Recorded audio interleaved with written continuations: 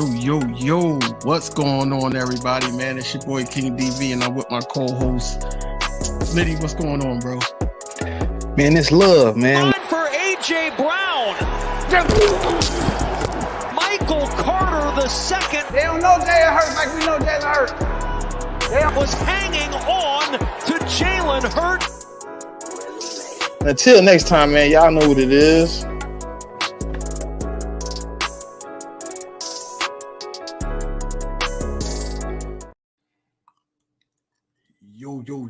Yo, what's going on, everybody, man? This is another episode of Inside the Nest. I'm your host, KingDv, with my co-host. What's going on, bro? Man, man, I'm just chilling, man. I'm relaxing, man. I'm enjoying things right now, man. It's fun times, Come Sunday, somebody got to win, somebody got to lose. And guess what? The loser going to feel just as bad as I felt going home in the first round as you do losing the Super Bowl. I can't even say that, bro. I can't even say that because that was our argument. You do? No, hear me out. That was our argument against the Cowboys fans when they was like, "Oh yeah, y'all lost though," and all that. But we was like, "Yo, we made it further than y'all." Like, that was our argument. So yeah, I didn't feel no different losing to the Bucks than I did losing to the Chiefs. I was still in this bit suffering. I still was hurt. I still felt bad.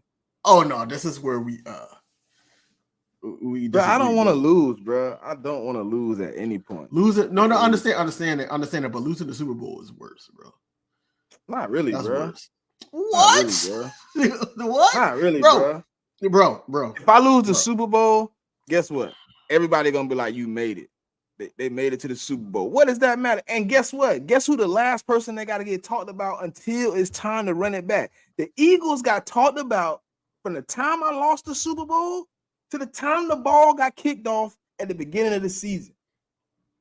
I probably rather lose in the first round because all they said was, can Jalen Hurts and the Philadelphia Eagles get back to the 2022 season? New coordinators, this, that, and that. And every move we made was amplified. That's the only reason it felt worse. Because you had to hear about it every time you turned the TV on. But bro, it felt worse because we were the better team. Don't do that. Don't do this. I hate to say that. I can't. I want to agree. Let's not do this. It's like, yeah, I'm the better team, but we were the better team wins. The better team. We was the better. No. Better team on paper, you could say. We were the better team. At the end of the night, we lost. We were the better team. They had the better coaches. Can you agree with that? Come on, man. Like, better team win. That's so better hurt worse than this year. Bro, it don't feel. The only thing different is the only thing that made this. I'm gonna honestly be honest with y'all, bro. This year felt worse because guess what? The only thing I've been hearing since we got put out the playoffs is the negativity about my quarterback. I'm hearing more about how Jalen Hurts can't get it done and how people were wrong last year. Make it feel worse for me because I'm in spaces with people. I'm on Twitter. I'm active. I'm chilling with people. I'm listening to conversations, and that's all they talking about, bro. Guess what? 90% of Twitter don't even want to put Jalen Hurts in the top 10. And it's laughable, but at the same time, he turned the ball over 20 times. So what can I go out there and argue? The coaching staff was bad? They're gonna tell me what? Somebody else coaching staff was worse, right? Negative. That's what they're gonna say, and then they're gonna hit you with, well, Joe Burrow made it to the Super Bowl, and he was the most sacked quarterback in NFL history. Let me tell you something, right? This year feel worse for me, DB. I ain't gonna lie. No. That Super Bowl loss, that stunk. I'm still pissed off. Like, I'm on record saying that these interviews, the Super Bowl interviews that they had and all that, is not hitting like it was last year, bro. And I'm not just saying. I'm not saying it. I just watched like little things that was on ESPN. But it's really not hitting like it did last year, man. Last year you had two black quarterbacks, offense to the white quarterbacks, but you had two black quarterbacks. You had guys in there that was like trying to win it for their team. And it's almost like they had to like pull teeth for Brock Purdy to answer questions. They had to, make it so like it was a thing. Whereas though with the Eagles versus the Chiefs, it was like, you already know, man, it's going to be one of the ones. And they didn't disappoint. Both squads didn't disappoint. I just felt like it should have been in our favor, but it wasn't. And that's the whole case, man. Regardless of the field, regardless of anything, man, we lost by 3 points. Jalen Hurts had one of the best performances in Super Bowl history. It just stung because we were right there, bro. Like This year worse to me though, DV. I'm sorry, but look, at the end of last year, I had no questions about my squad. I had no questions about the dude that was the number one on my team. I had no questions about any of that, and the media didn't either. He fumbled in the biggest game of the Super Bowl, and you know what? No one had anything to say about it because how he stood on it afterward. Facts. This year, bro, 20 turnovers. You didn't look explosive. The offense was shitty. Like, if you told me last year after we lost the Super Bowl that we was gonna be 10-1, playing like pretty much 11 weeks of shit, and then week 13 we was gonna play the 49ers, they was gonna beat us, Dallas was gonna beat us, Seattle was gonna beat us, and the Giants was gonna get one of those games, and the Cardinals, I would have told you was crazy. And then you look back at the game and it's like, wow, how many questions do we got now?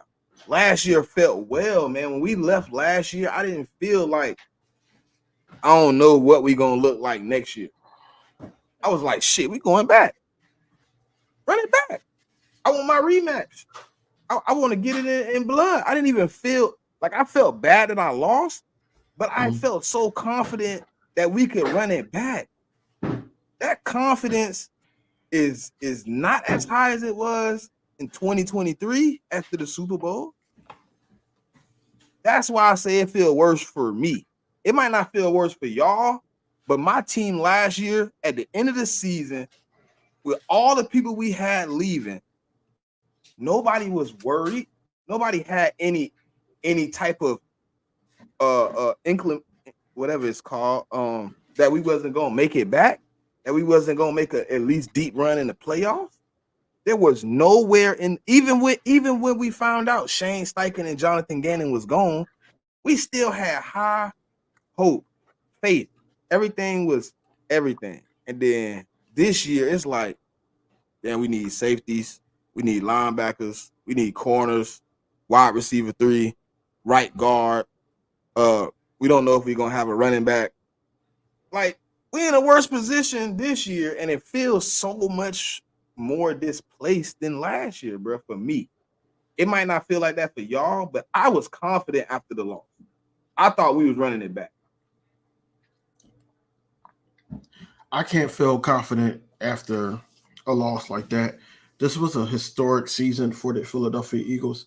I felt like that, we was like, I'm gonna take you back to. So right, hold on, you said after the Super Bowl you didn't feel confident? Because I knew we were losing. So it was more so. I've heard you be confident though after the Super Bowl loss. No, I'm confident, yes, because I know my team. But at the same time, before the Super Bowl, I was saying that, hey, we got to get to Patrick Mahomes. We have to get to Patrick Mahomes. We weren't able to do that.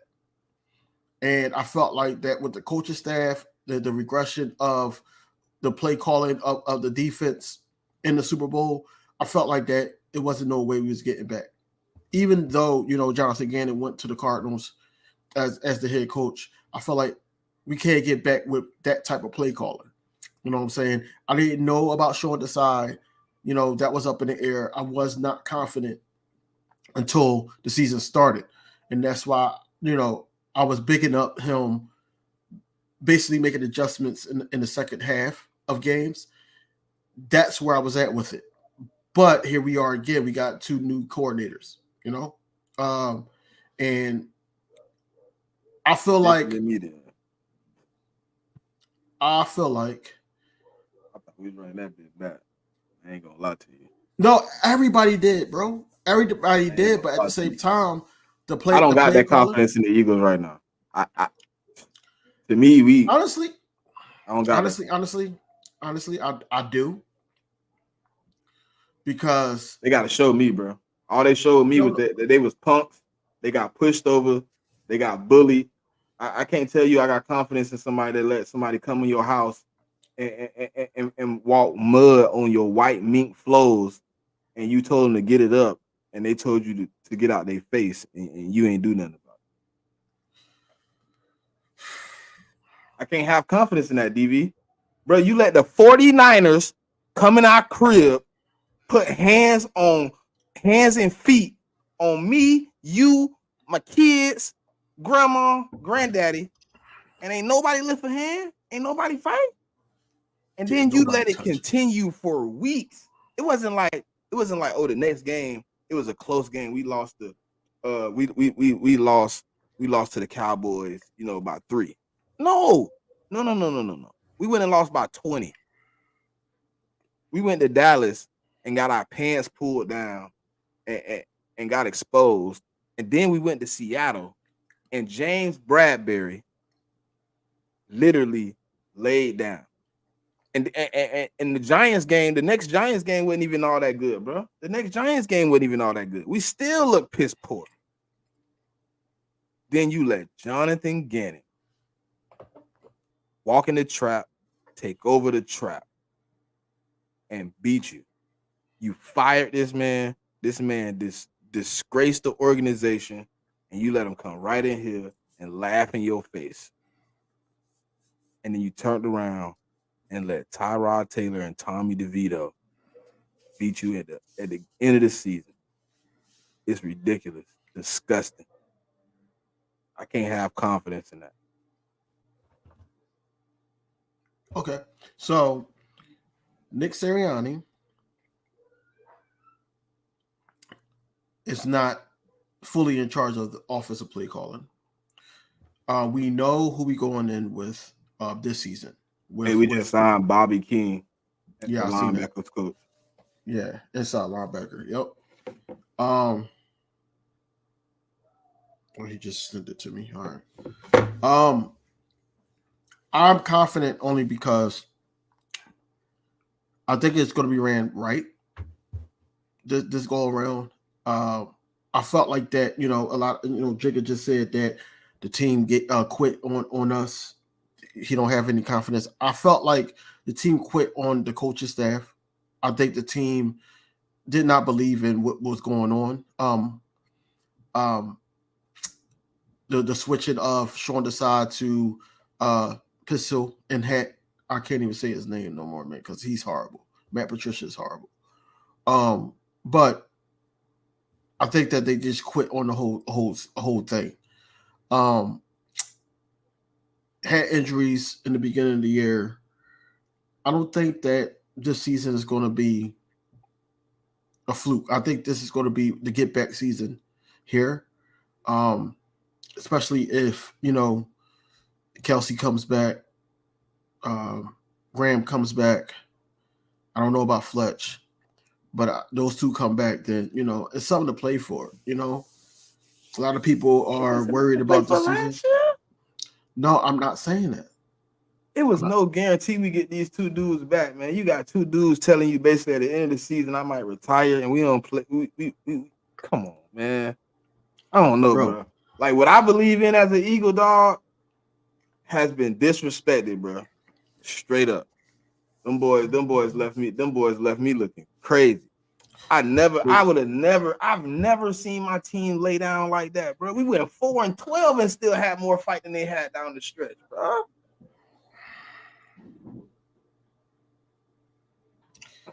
So, you believe that it's not a bounce back year for us? You think that they got to show you like you don't have no confidence right now? None at all. 1 to 100. 1 to 10, what you want? How you want it? 1 to 10, 1 to 10. Where you at with it? 5, 4.5. I don't know. I don't know because I everybody trusts Howie Roseman. Like everybody. Oh, how we gonna do this? How we gonna do that? How we gonna do this? What has he done, bro? Really tell me what has he done after the Super Bowl, bro? But get us mid and then try to overcompensate with more mid. If it ain't defensive line, if it ain't offensive line, and if it ain't a traded piece, like he had 2 good drafts. Cool. I give you respect for the 2 drafts. You got AJ Brown. Cool. And then what? We went to the Super Bowl last year. You let everybody leave. You like CJ Gardner-Johnson, bro. When they say that deal was like that, bro, that's wild, bro. You come on, bro. You expect everybody to come in here and play on a discount because it's the Eagles. You got to go out there. Come on, bro. Sometimes you got to go out there. And I understand you getting the deals. You don't want to market value, but it's sometimes an opportunity to grab some of these guys, and we lowball. Bruh, come on. Hold on. Wait. How do you call the Carolina Panthers in pursuit of Christian McCaffrey and offer a 3rd round pick? 3rd round pick. Like, you really want to CMC? 3rd round pick ain't enough. Everybody in the league know that wasn't enough. I don't know. I mean, just hypothetically speaking, I think that it's more so of the injuries, and they probably thought that they could get over on them on that. Look at last year. What I kept saying to you, DV, I'm like, dang, why we keep hiring all these cheap dudes with injury history? Like, why is we doing that? What's the need for doing that? And then guess what? Down the stretch, who was the injured team that was beat up? Us. Yeah. It was the Eagles, the team that was the least injured last year because we was prioritizing being at least healthy and young. Bro, 2 our linebackers was what, 30 plus? I feel like that they thought that the method that worked for them the 2022 will work this year, and it didn't. And I think that's what happened. On top of just bad coaching decisions and bad coaching coordinator options. It was just bad all around the board. We were frustrated week in, week out. We were happy to see certain things happen, but then it just went to shit after we went 10-1. But I think that's what it is. I think they got too arrogant. They felt like that they could just, beat the Philadelphia Eagles and win these games, and they start losing down the stretch, especially to the teams that weren't even in the playoffs. The Cardinals, the Seahawks, you lose to guys like that, the Giants. You lose to guys like that, it's just horrendous. It's horrendous at this point. And hey, bro, the Jets should have been an outlier, bro. DV, the Jets should have been the only losing team should have been on our record with a loss. Now, we'd have lost to the Bills. We'd have lost to the Chiefs. We'd have lost to some legitimate competition. I'd have been cool. But the Giants was the worst one for me. Like, out of all the losses, the Giants. That last Giants game where you knew even if you didn't have confidence in Washington winning that game, right? No, I'm gonna take that back. The Cardinals loss was the worst loss. Nope. Because you had all the marbles on the table for that Cardinals game. All you had to do was get the dub. You win the division. Well, you at least in the fight for the division. Then you a game up. You still in the lead. You get the Giants win. You in. Like, the Cardinals loss was crazy. No, for me, it was the Seahawks. It was the Seahawks loss, bro. The reason I don't pick the Seahawks loss is because after that loss, you still had everything on the table. All you had to do was be a 4-12 team, 4-13 team. I said the Seahawks because that was their get back game, man. They lost twice. They lost to the 49ers and they lost to the Cowboys. And the Seahawks were supposed to be the get back. And they didn't do that. That's what it was. I thought the Cardinals should have been more get back than the Seahawks. At least the Seahawks was a playoff team at the time when we played them. They ain't made the playoffs. At the time, yes, but that's why I said it's the get back team because the Seahawks were in the playoff hunt, and that's one of those teams that you got to face. And then I'm like, oh, Geno Smith is not playing, bruh. Drew Lock is going to have a hell of a night. And I wasn't thinking about the I wasn't even thinking about the other two losses either, DV. I was kind of with King Eagle at. I was kind of like, bro, we gotta disrespect Gannon. Gannon? The dude that y'all claim was in the Super Bowl laughing and kikiing after we lost? But bro, what did you expect? Like, the players allowed I expect exactly what I told you, bro. Bro, right now, me and you, we on a podcast, bro. We bring a dude on here, bro, and he disrespect us, and he invite us on his show. I expect you and me to go ham, make him kick me off the show, bro. That's how I'm gonna feel. So when Jonathan Gannon was laughing and kikiing that we had took a L, and then he had to come back to our crib, I don't care what was going on in the locker room. Everything cease and desist, man. This man literally, but he cost us a draft pick. He cost us the Super Bowl, and then he went over there and like tried to use all our lingo. He tried to turn the Cardinals into the Eagles. The same way you felt about Carson Wentz when you played Washington in 2022 is the same way you should have felt about Gannon. You had all that animosity for Carson Wentz, but had no animosity for Jonathan Gannon. That's not their persona, though. They don't have that. They don't have that persona. We didn't have it in 2022.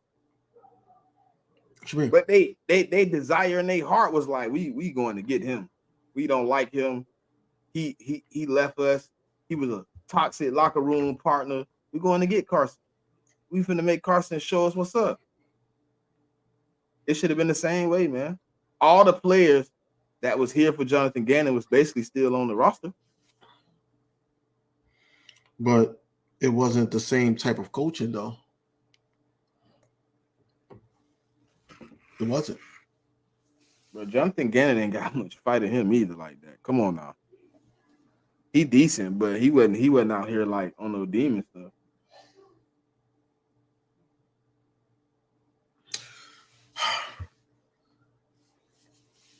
So you guys are just not in on this year. Jimmy, we let that man play in our face, and then he slapped us and spit on us. We ain't do nothing. It's whatever. That's the last taste in my mouth. I can't sit up here and lie to the people, DV. I gotta tell them the truth. The last taste in my mouth is distasteful. I felt like I was on the field and I got disrespected, and I ain't do nothing about it because there wasn't nothing I could do about it. But watch my team out there look sick, and then we went to Tampa Bay, bro. All I can remember is Baker Mayfield having the time of his life at my expense. He running around the field. He headbutting people with no helmet on. He having the time of his life. Mm-hmm. And what we doing? Pouting. Fat. Disgusted with ourselves. No fight. No effort. No will to win.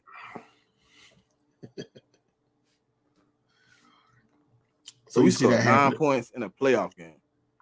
So you expect for that to happen? It felt like 2021 all over again.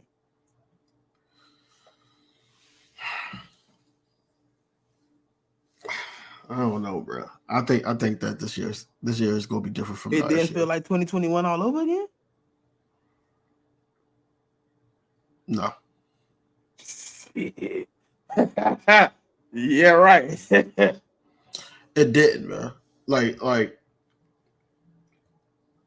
the reason why I say that is only because the team that we had, the stats that we put up the whole year, It didn't feel like 2021. Now, down the stretch, I think that everybody just was fed up with play calling, fed up with each other and everything. I don't think that it was more so like it was disappointing, yes. But at the same time, I don't think this was like 2021. Okay, look, flip the season, right? Just flip it.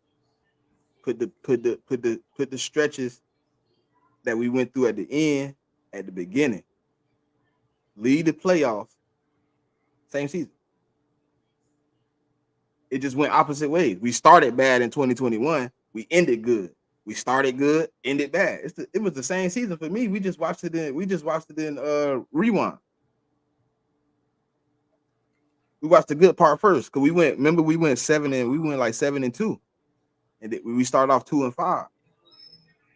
But I think someone that we lost like two or three straight. You know what I mean? It was the same stretch for me, like just backwards. The only thing is, you had a little bit more faith in 2023 than you had in 2021 because you had AJ Brown and Swift and a few extra pieces on the team. But the outcome to me was the same. And then I never felt like that about my team, bro.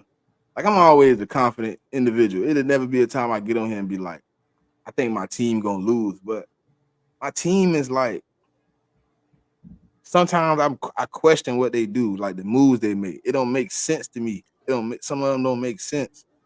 Like I told you I told you when Shaquille Leonard got signed, bro. I told you I thought that I didn't think the man was worth signing. Like it's things like that don't make sense to me. Like, bro, everybody in the league is pretty much saying this man ain't got no juice. The Dallas Cowboys back out of trying to sign him. And then you think it's Howie Roseman think, oh, that's the opening for me to sign him for cheap. Like, no, if everybody is leaving him on the couch, you leave him on the couch too.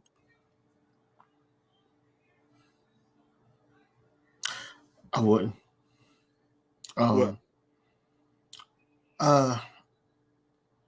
I would have had Borja, man. I would have probably had to try to see more before I signed him. I don't know what the thing was with them with signing him, but I would have tried to see a little bit more out of him before I actually gave him a contract. Because he came in, he had a couple decent plays, and then nothing else. For the past couple years, these late season pickups haven't worked. Besides Sue and Joseph, but these late to me. Hold on, he referring to me about the defense? No, I don't know if he's talking to Jigga or you. I don't know. Oh, because I'm 100% telling you we need way more defense. We need a lot more pieces. Like, I don't know, bro. You say bounce back, and I feel like I gotta see some things happen first.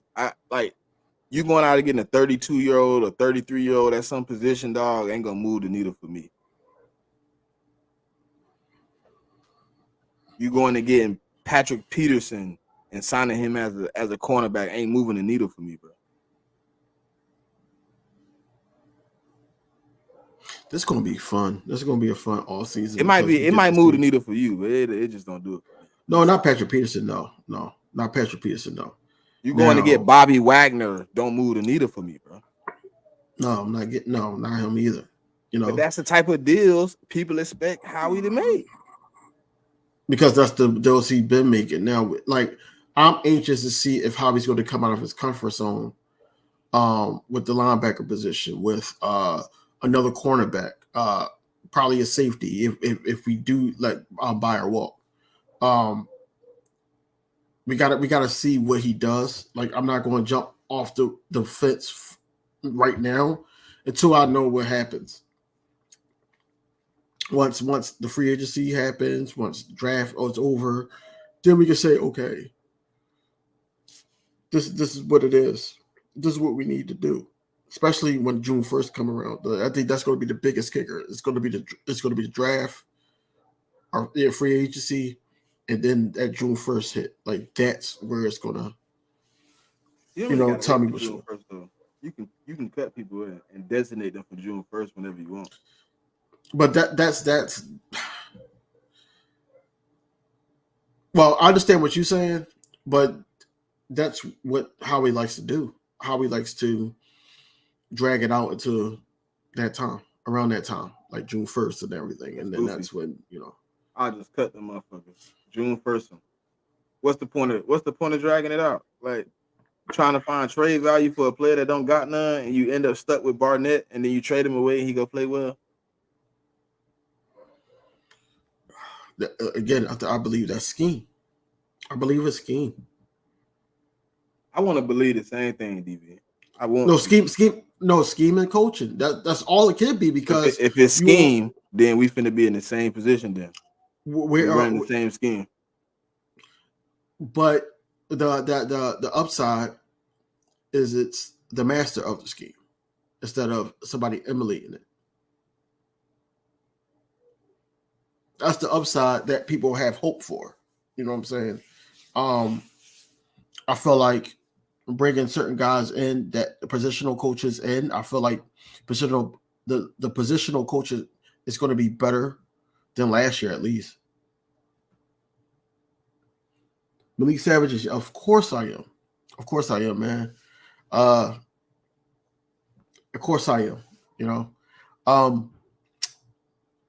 But yeah, I just think that we just got to see about the personnel and see where it is with it. Like, we already know certain people, the main people that's coming back.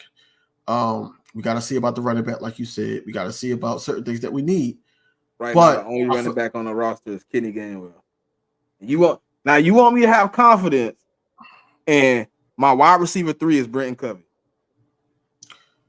You have to let the pieces fall before we have this conversation. That's what I'm saying. What you mean? You asked me my confidence level today, not how it play out today with the roster constructed. Right. What I can look up. So the reason why I actually the reason why I asked you that is because, yes, you just said Howie had 2 good drafts, right? And then you also said, what else you say? I forgot what else you said, but you said Howie had 2 good drafts, 2 good off seasons, instead of not in season signings and everything like that. But he had some good off seasons. I think he's going to have another good offseason. I feel like that these coordinators is going to allow. These coordinators are not going to allow Howie Roseman to F this up. I feel like that. Who can stop Howie? People that's coaching. People that's going to sit up there. Like, I ain't seen one coach we had in here stop Howie from doing anything he wanted to do. Except for Chip Kelly, because Chip Kelly got him fired.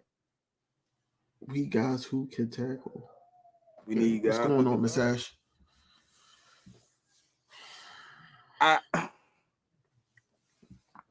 You got way more. You see, you hoping that things go the way you need it to go. No, I'm hoping. Like how we had 2 good drafts. Yeah. We can also say the 2 before that was the 2 worst drafts we probably seen in Eagles history. We're not talking about that though. We're talking about the most recent ones with the people that you got to put together you got to put together everything, because if that's the case, then I can just say, oh yeah, he going out, he gonna spend top dollar on a safety, he gonna spend top dollar on a linebacker. But that's not the case, because he hasn't done that. So he has a resume where he has made some poo-poo mistakes, mistakes in the draft. All in all, what I'm saying is, the conversation that we're having now, I cannot solidify my thoughts on it until after everything happens in the offseason. Now, if he makes dumb bonehead decisions on the draft and also signing certain people like a 32-year-old safety or a 33-year-old linebacker, then we're back at square one. Now it's like, okay, now we got to start questioning him. But now, I can't say that. Be real with yourself, DV. That's because liable to happen, because in the back, done it multiple times in the past. But see, in the back of my mind, I feel like that. Just like he came out and said, he basically said, sometimes you got to listen to people in the room. So I feel like he said that when he drafted Jalen Rager.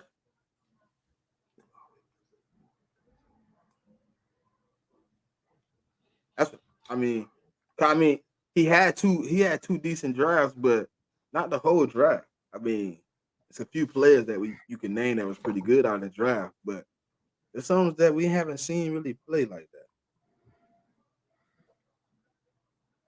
And the last draft still got to kind of play out. Like we did get Jalen Carter, we did get Jordan Davis, but a lot of people ain't even sold on Jordan Davis like that.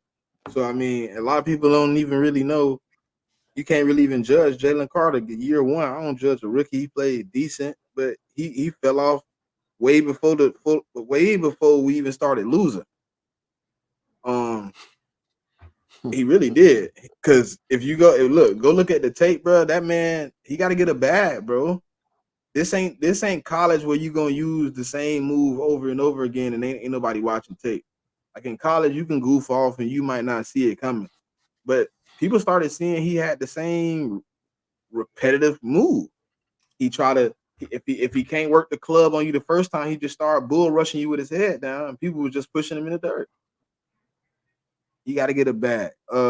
We still got to see Nolan Smith get a bag. We ain't seen the Kobe Dean on the field. We don't know how Sidney Brown gonna recover from this ACL. Like the drafts played out well. Like, did I like what he got in the draft? Yes, those are players that I had on my draft. But I mean, he got some misses out there, bro. A whole lot of misses. I'm not saying he doesn't. I'm just saying that I can't judge him or judge this team upcoming until I see what the personnel is going to be. I can't just sit up there and say I don't have faith. I don't have hope. It's my team. I got to be like, okay, well, I trust them to get it right. If they don't get it right now, we got an issue, and you're going to hear about this the whole all season until their first game in Brazil. You're going to hear I feel about like we've been trusting them to get it right since week 1, 2023. After we seen the Patriots game, I feel like this. I feel like they got it right, but it wasn't executed at all. Because I feel like, the Patriots game, like you said, well, like we know, in a preseason, it wasn't too many starters playing, and you can see the rust on the team in the first week. I feel like they didn't execute well because, you have a DeAndre Swift that's running for 175 yards. Then he bounced back with over 100-yard game again, and then you just stop running the ball. I feel like, I think we got complacent with adjustments in the second half of games. Like that shouldn't happen. That shouldn't be a recipe. And I think they were on that. If it's working, let's just do that. Whereas though it became so predictable, teams start reading it well. And we see what happened in the second half of the year. But I didn't see. You can't tell me. I mean, from looking at the season, hindsight, 2020. It was only like 1 or 2 good games, bro, that I think I was really like, oh yeah, we getting there. The other games were struggles. The other games was nail biters. I'm just talking about the 10-1. Like outside of the Bucks game and the Dolphins game, rest of the games was nail biters. Like I don't know where the disconnect happened at. Like everybody pointing to San Fran, like, oh, that's the game. But it was kind of like shaky before that. If I'm lying, tell me. But it felt shaky before that. It felt like we was relieved when we beat the Bills because we was like, okay, I feel like it's getting back together. But I could go back and play every show we played, bro, and we both said like we didn't look good. I don't remember but 2 games where I was like confident. I'm not saying that we look good at all. I'm on record also saying that Gabe Davis running a certain route and Josh Allen catch him on that certain route we would have a different conversation about the Bills game. He ran the right route. I'm saying if they were on the same page, that's basically all I'm saying. If they were on the same page, we would have a different story about the Bills game. If that Cowboys game, the first one, if those things didn't happen, even though they were in striking distance to try to score again and win the ball game, if those things didn't happen, then we'll be, talking something totally different. It's certain games that we're like the most dominant I've seen this team all year is when we played the Dolphins. That was the most dominant I've seen the team. And even that was a struggle for them to do. It wasn't like effortless. It was more so like the struggle. And if it wasn't due to Waddle getting hurt, certain things happening in that game. I think the Cheetah had to come out a couple plays. If it wasn't for that, the running game wasn't there. But if it wasn't for those things, then, who knows? Who knows? I think it's more like execution on the players, but it's majority of the coaching, just putting players in the right position. I don't think they just trusted the scheme. I don't think so. And you hear players, like Nick is a nice guy, but he can't coach. He can't. If you got your two top rock, I never heard that about him. What? That he can't coach. We see it. He can't call plays. You can say that, but that's what I'm saying. That's what I'm saying. Plays. But that's what I'm saying. He can't call plays, and that's not even. That's something you might have to learn, dog. Like everybody ain't got. Like think about this. You remember like Andy Reid when he was here? He had time management problems. He had play calling problems at times. He would call bull jump in the criticalest of moments. Like, and then he go to Kansas City and it's like a whole new leaf. Like maybe I don't know what Andy learned that he took over there that changed, but somebody got to teach him something, man. He can learn it because Andy Reid ain't always been a play caller either. He was a rah-rah guy for a long time. I don't know what Jeff Lurie and Howie Roseman saw in Nick Sirianni. But last year we weren't having this conversation. We were more so like, okay, Nick Sirianni's the guy because we got to the big game. I still think he's the guy. But he's just not a good play caller. He's not one of those guys. The only thing he need to do is accept it, though. If he accept it and just start learning, you got a dude in Fangio who can teach you how to get some structure. You can. Hold on, he said what?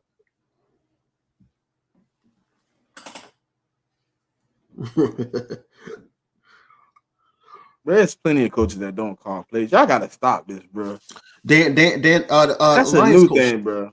The Lions coach don't really call too many plays. Nah, he don't call plays.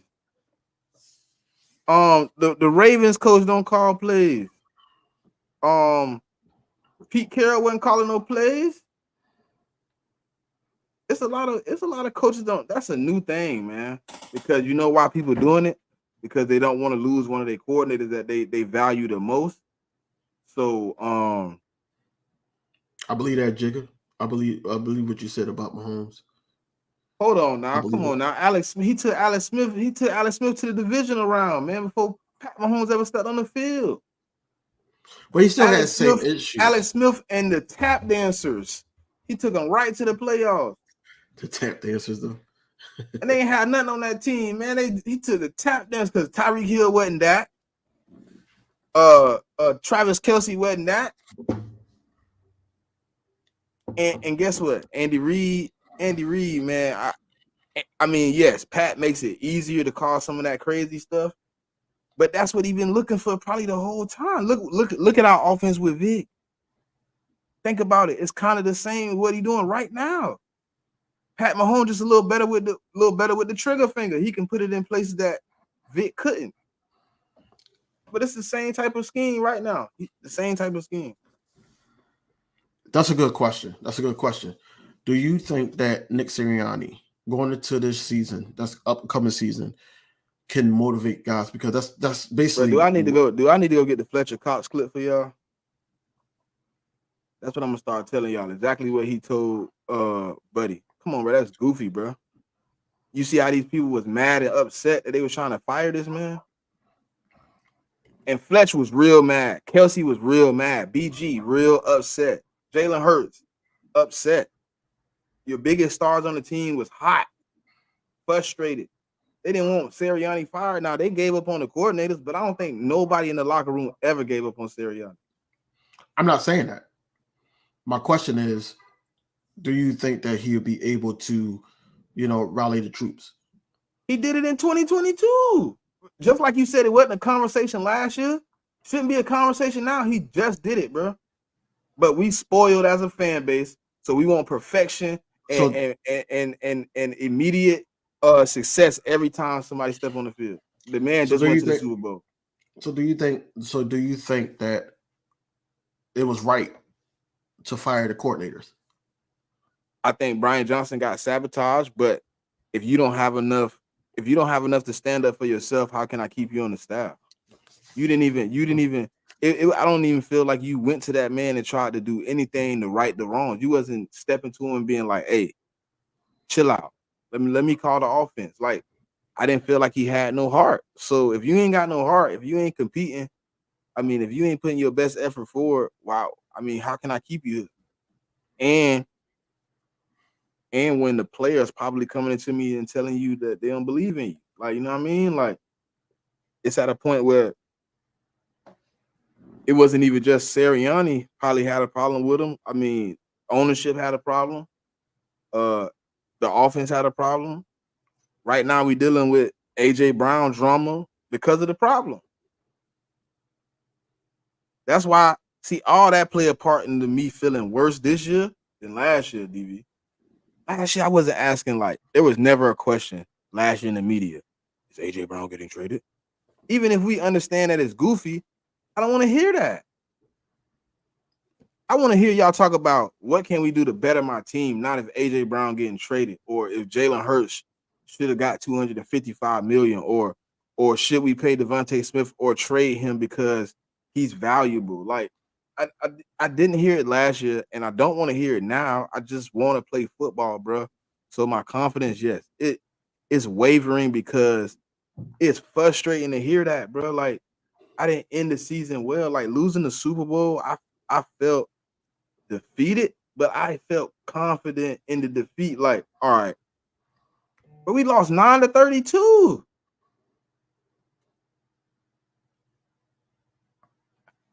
DV, I understand you confident because it's your team, but you gotta be real too, bro. Like, that didn't feel good. It didn't make it. So you a 10 right now. They didn't say I was a 10. I'm just saying that I gotta see what the personnel is. Right now, I feel like that how he can right the ship.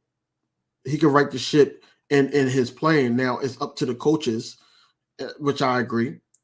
It's up to the coaches, whereas though that they coach them up to play to their full potential. How everybody was excited about this Kellen Moore signing, and how and also Nussmeier. They basically say that they get the most out of the quarterback. So we're anxious to see if they can get Jalen Hurts back to where he was a year ago. Whereas though not making that many wrong decisions, being able to see the whole field, being able to, comprehend the type of plays that they're calling, I'm just anxious to see everything. But if it doesn't go in the right direction, or the personnel that how he chooses in the draft or chooses to sign, or what he felt like that he should do with the players that we already have on the staff that we shouldn't have, like Bradbury and Brock Byard, if he keeps them and everything like that, then there's some questions that need to be had. But as of right now, I feel like that us losing that type of season, we can't have that again. The fact that we had to wait so long to see if Sirianni was here or not, I feel like that, they know how difficult and crucial and critical that this season is. It's got to be one of those seasons. You got players flustered. You got coaches flustered. You got somebody that was a scapegoat that's looking for a job right now in Brian Johnson. And now you break in the guy that you already wanted. You break in the Kellen Moore that you wanted to hire as head coach when Doug Peterson left. You break in guys like that, and I feel like that. It's a win for Kellen Moore, because if the offense does good, then he could possibly get a head coaching job next season. Vic Fangio, he wanted to be close to his family. Also, it was just a match that Vic Fangio wanted to be here. Like I said, we don't have to like the defensive scheme at all, but I feel like, if it's going to be ran the correct way and no excuses, it would be Vic Fangio. And that's what it is. I can't sit up there and take it back. Where I'm at with it, where you at with it is how you would like to see the team. Where I'm at with it, I'm there with you, but I'm also realistically thinking about what they would do. Because a lot of people that I came across said that Bradbury is going to be an Eagle next year. I don't want that at all. But a lot of people are saying because of his contract, even after June 1st, taking that hit, they do not see Bradbury leaving. Why? What sense would it make to keep Bradbury? The hit? It's $4 million, bro. That's no hit. That's when you gonna pay him like 17. But if we cut him now, it'd be 17.2. Yeah. You said. Yeah, 17.2. You and cut then him. They said you cut him. You can brace it for 4, and then you can break it down into void years and end up paying them like maybe $2 million a year to pay off the other little bit of change you owe him. But it's nothing crazy. But you only get a $4 million hit on the cap. What I saw was that another team would have to take some of that cap. Landon Dickinson ain't getting no $20 million. Who? And Josh Sweat probably not gonna get paid. We got Nolan Smith behind him. If he don't step up, he ain't getting paid. Let's talk about some other stuff, man. Like, what you think about Christian coming over, the DB coach from the Broncos? Like, do you think that that's to lower PS2? That's what they say. I mean, that's what they say, but I mean, that's what they say, but I guess that's the two reasons why we wouldn't have got the same two coordinators that coached him before. Yeah. King Eagle, come on, bro. You can't. Come on, bro. Y'all got to stop that, bro. Y'all can't grade these rookies like y'all grade vets, man. He played once. He played 1 year minimum. And he had probably the least amount of snaps on the defensive line, bro. And you say he didn't show us nothing. Come on. No, Dickerson just not getting $20 million, bro. Guards ain't getting paid like tackles. So what I saw that a trade drone for PS2 for Josh Sweat. Would you do it? No. I wouldn't give you Josh Sweat just because it creates another hole at defensive end that we haven't unless because look, okay. Think about it like this. You lose the opportunity, you get PS2, you lose Sweat. But you also lose the opportunity to get a first round pick. Any type of decent talent at the defensive end that you can get in the first round to try to solidify some more depth on the defensive end, because now you go in the season with only what? If you don't bring right now, I'm just thinking right now, you get them Sweat. Now it's what? Nolan Smith, and you really don't got another DN. You know what I mean? Like you really don't got an extra DN on the roster. So now you're gonna be scrambling in free agents, having to sign DNs. Like it's Sweat is a hard choice. Like it is. I would rather give up something different. A lot of people would give up Sweat, but they not looking at the progression either. Like a lot of people just look. They looking at last year. Last year, they were saying that he regressed because he didn't have the numbers that he did 2 seasons ago. I feel like like I said, on record. Right now, as we see outside looking into the organization, it's coaching took the blame for it and everything. So we got to go into the season. We feel decent. I'm not going to say good, but we feel decent about these coordinators that we picked up. We do also feel decent about Nick Sirianni being in his role. So we got to see where it goes from there. Also, the personnel, how he has to do his job. He can't keep lowballing people either. He has to start paying these guys, so they're going to want to stay here. A lot of people look for Howie to take care of them, and, he's lowballing people. Like, I think I'm praying to God this doesn't happen, but I think that he's going to lowball Hassan Reddick. I don't think so. King Eagle. So you said the going rate for guards is $20 million, but there's only two $20 million guards in the whole league. I don't just be on this podcast talking, man. Come on, man. He gonna probably get somewhere like 16, 17, maybe. Not 20. He not getting 20, bro. Not with the offensive line we got with Jeff Stoutland. You don't give up top money when you got Jeff Stout. You're just not doing it. So you said Reddick would get traded, and Nolan Smith, if Nolan Smith could take over. That's what I'm seeing. Reddick is swept. I'd rather give. I don't know, man. I don't know. It's only 2 18s, bro. Like, it's 2 18s, 2 20s. The rest of them sitting around 16, 17. Like, some of the best guards ain't really making 20 million, bro. He's sitting on the line with some Hall of Famers and a Hall of Fame coach. You don't pay him. You don't pay top dollar for that. That, in my opinion, like, if I got Jeff Stoutland, bro, and Landon Dickerson up, and I'm paying you decent, but I'm not paying you top guard money. Especially when I'm gonna have Mulata next to you. What you think Mulata gonna make? Low money?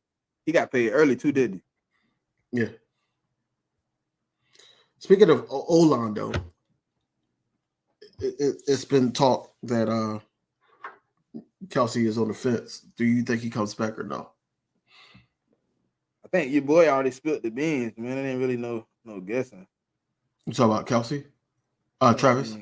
Yeah, he already pretty much was like, man, I think he's gonna be on the field. He wouldn't have said that if he ain't know nothing. I think he's gonna come back for one more season. I think he's anxious to see Kellen Moore. Also, he probably don't like how it ended last season. I just know Kelsey, and I think that Kelsey want to go out on a high note, So I think this is gonna be his last year. Everybody's asking him to come back. He said basically to that one fan that he's not trying to retire. He tried not to retire. I feel like he's going to be back for one season. I can see it. A lot of people say DV. King Eagle say King Eagle say we're gonna give him 20, right? So he gonna make more than Lane.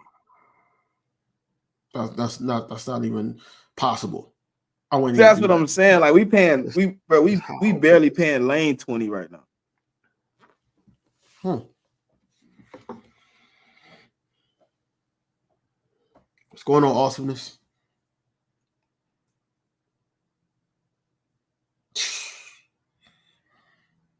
Yo, But if it is to lure him over here, bro, I got a package I give up. I give you that first, right? I give you that first. I'll give you a first. I'll give you a fifth. I'll give you next year's second. I'll give you Avonte Maddox, Kenny Gainwell, and Milton Williams for PS2. Hold on, time out. No, Milton Williams is a dog, bro. I need him still. You got to give him a dog, bro. You can't, bro. Come on, bro. You can't get the best cornerback in the game and think you don't have to give up a dog. Come on now, DV. Come on now. You got to give him something back. They're not going for that. And they're not taking Slay because Slay old. They gonna have what, 1 a year, maybe 2 out of him. No, they ain't taking Slay. You got to give up Milton Williams. You got to give up Jalen Carter, somebody like that, if you don't want to give up too much. You got to give up a dog. And they got defensive line problems, so they looking for a defensive lineman. Got to give up a defensive lineman, and you taking the corner, so you got to give them Maddox. And Kenny Gainwell is just to sweeten the pot because I want him off my team. Yeah. So Milton Williams or Sweat then? I rather in that regard. I rather Milton Williams. Milton Williams or Hassan Reddick? Milton Williams. Milton Williams or Jordan Davis? Milton Williams. Milton Williams or Jalen Carter? I knew he was about to say that. Milton Williams. But he shouldn't be the odd man out. The only person you can, because I don't think Moro Jomo got enough weight in his draft stock to trade him and he make an effect. You know what I mean? It's other linemen I thought about, but I think Milton Williams got enough tape. He got a little weight. You know what I mean? He can sweeten up the pot. Like, oh man, we can probably work him in. We got a good and they got a good talented defensive line coach. So they're gonna be happy to bring in somebody like Milton, man. Somebody they think they can probably, find a diamond in the rough. You know what I mean? And then Avonte Maddox, the only problem with him is the injuries, but I'll give it to him. Then what do you do with Bradbury? If no, I'm saying no. Hear me out. You're just cutting. He out of there. Because now I got PS2. I said Rodgers and Slay. You're done. You're cut. So you wouldn't want nothing for him? If you could? Not a penny. I'm not on a joint of just like cutting people. I want to get something for him. I want to turn him to something. Even if you cut him, and I ain't talking about you. I know what you're talking about. You going back and forth with King Eagle. I see you. I ain't gonna do that with King, man. We ain't doing that, man. I could pull up the stats and really show him Jordan Davis was a dog this year, but I ain't even got time for it. You want to let him go? Go ahead. Go right ahead. I guarantee Jordan Davis have a better career than Milton Williams if you trade him and put him on a separate team.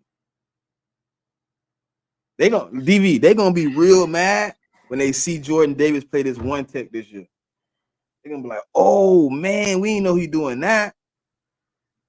Wait till he lined up straight over the center. He one-on-one with the center. Centers are gonna be scared to hike the ball, bro. Jordan Davis is not no slouch, man. What happens is, he said he a bust. That's what he said. He's not a bust. He's not a bust at all.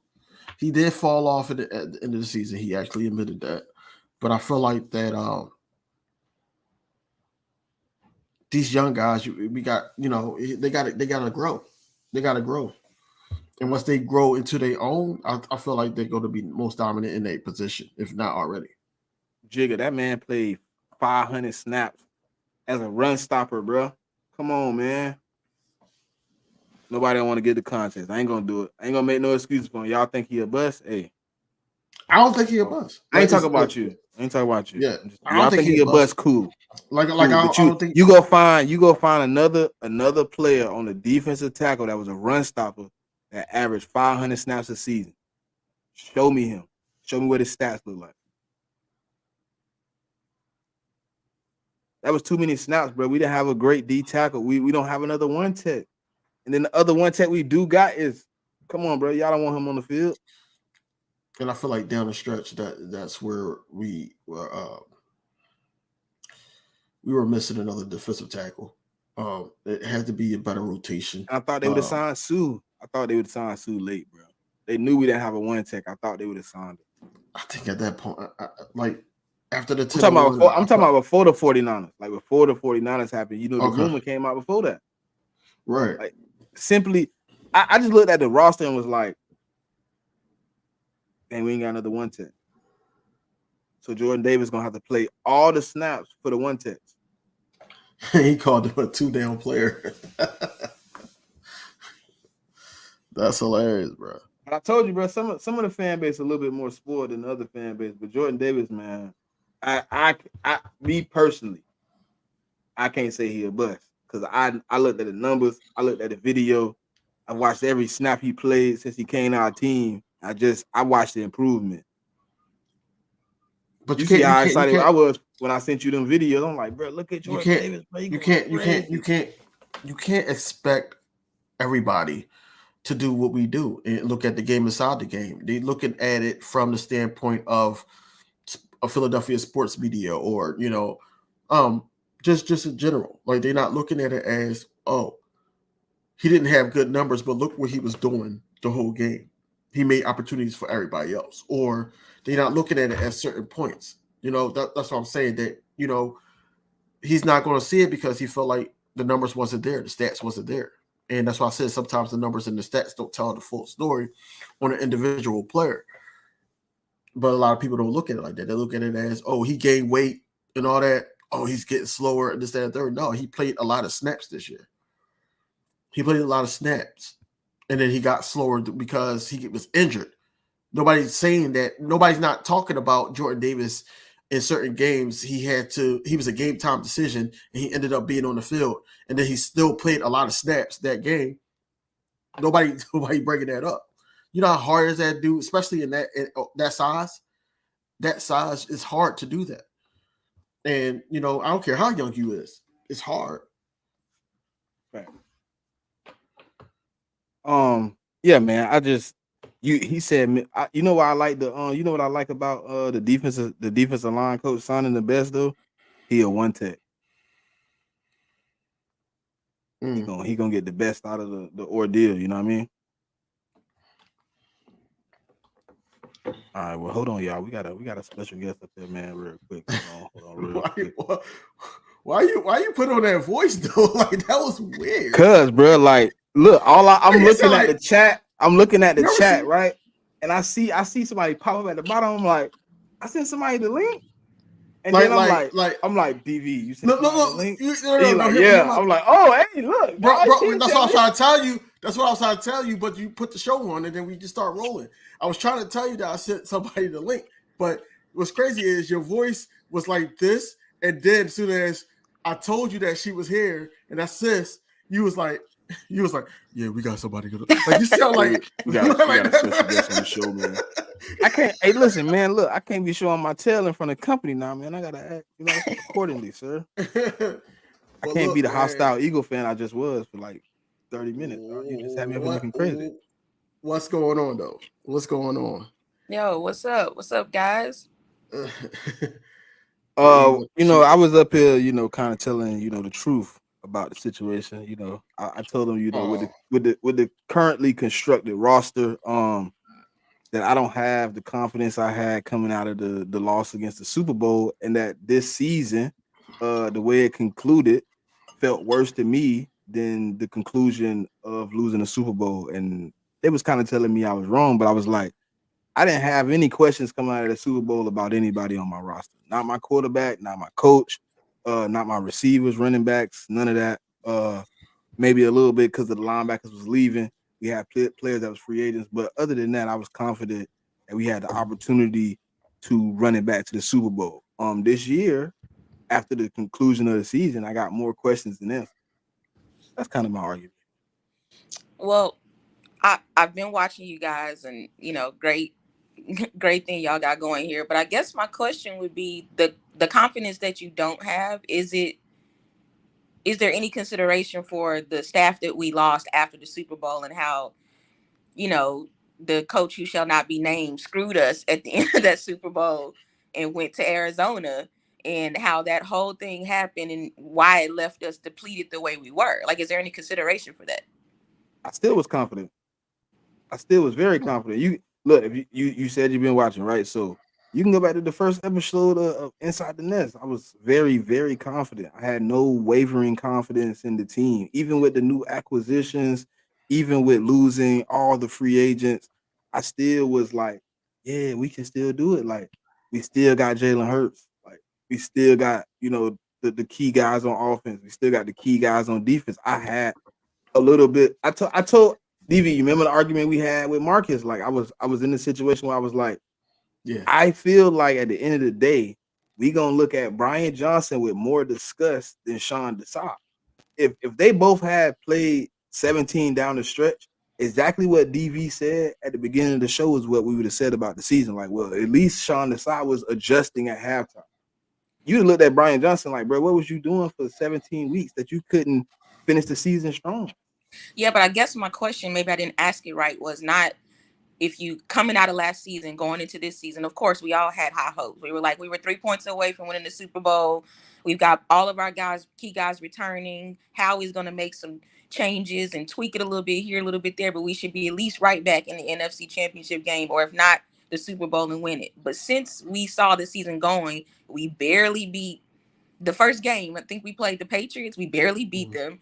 I wonder, like, even through before we got to the last 7 games of the season where we looked like absolute garbage, but that 10-1 stretch, you didn't think then the close game we won that, even though that Buffalo Bills game was like probably the most excited I've been since we won in 2017. Like the way we won, the way we came back, the way Jalen showed out, I still had reservations then because I'm like, it took a Herculean effort and some luck to even win to go 10-1 like we did. So you didn't have concerns then before this skid at the end of this season? Not that I was gonna lose all those games. I didn't think I was gonna go 6 of the last 7 losing. I still didn't think the Cardinals would beat me. I didn't think the Giants would beat me. Nah, did I have concerns about playing the 49ers? Certainly. Dallas, not as much, because I know what Dallas is, but certainly had. But Seattle, it was a 50-50 game because we do struggle playing in Seattle, so I looked at it a little sideways. But the Cardinals, that Cardinals stretch, I thought it was guaranteed 3. Guaranteed 3. Can't lie to you. I don't mean to interrupt you, but that's the thing about, I guess, me as an Eagles fan, and I've been that, as long as anybody. The problem with the Eagles is that they have a temperature, right? Like they just schematically and all that with our team throughout history, I feel like, or at least since I've been watching, they have a feel. And so when that feel, and it's hard to explain because obviously a feel is a feeling. So not everybody may feel it, but if you watch them closely, how they play, how they interact with each other plays a huge part in the product we get on the field. And so just watching AJ and Jalen have little spats, little whatever, they want to come out and say it wasn't nothing. We was just talking about this, that, or the third. Dallas Goddard going over to him and Jalen and yelling at the end of one of the games. I can't remember which one. Like all those things were little Easter eggs to show us, hey, everything might not be as good as we thought it was. So I guess I'm just always surprised when people are surprised by how this season ended. DV follows me on Twitter. He saw me talking about them all season. I was like, yo, I'm excited. I love that we've gone 10-1, but there's so many things we have to fix. Like I could see the writing on the wall.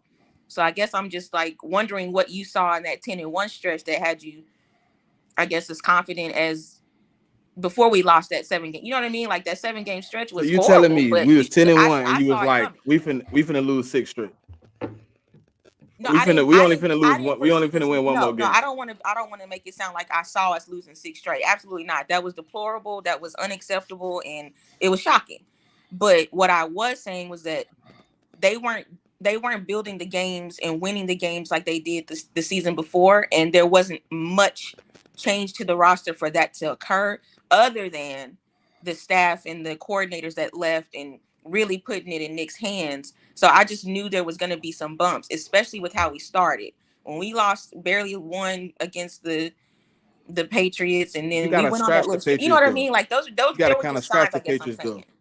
I didn't count the Patriots game though. That's like a preseason game. We barely played our starters at any point. The only time our starters really got reps was joint practice. Other than that, it was just bland reps. So okay, I scratched that. Then the Minnesota game, we came out. I thought, okay, we found the identity because we ran the ball 175 yards by Swift, but Jalen Hurts did not look well. Then we came out the next week and played the Bucks. The Bucks, it was a little shaky at first, but then we turned on. Boom.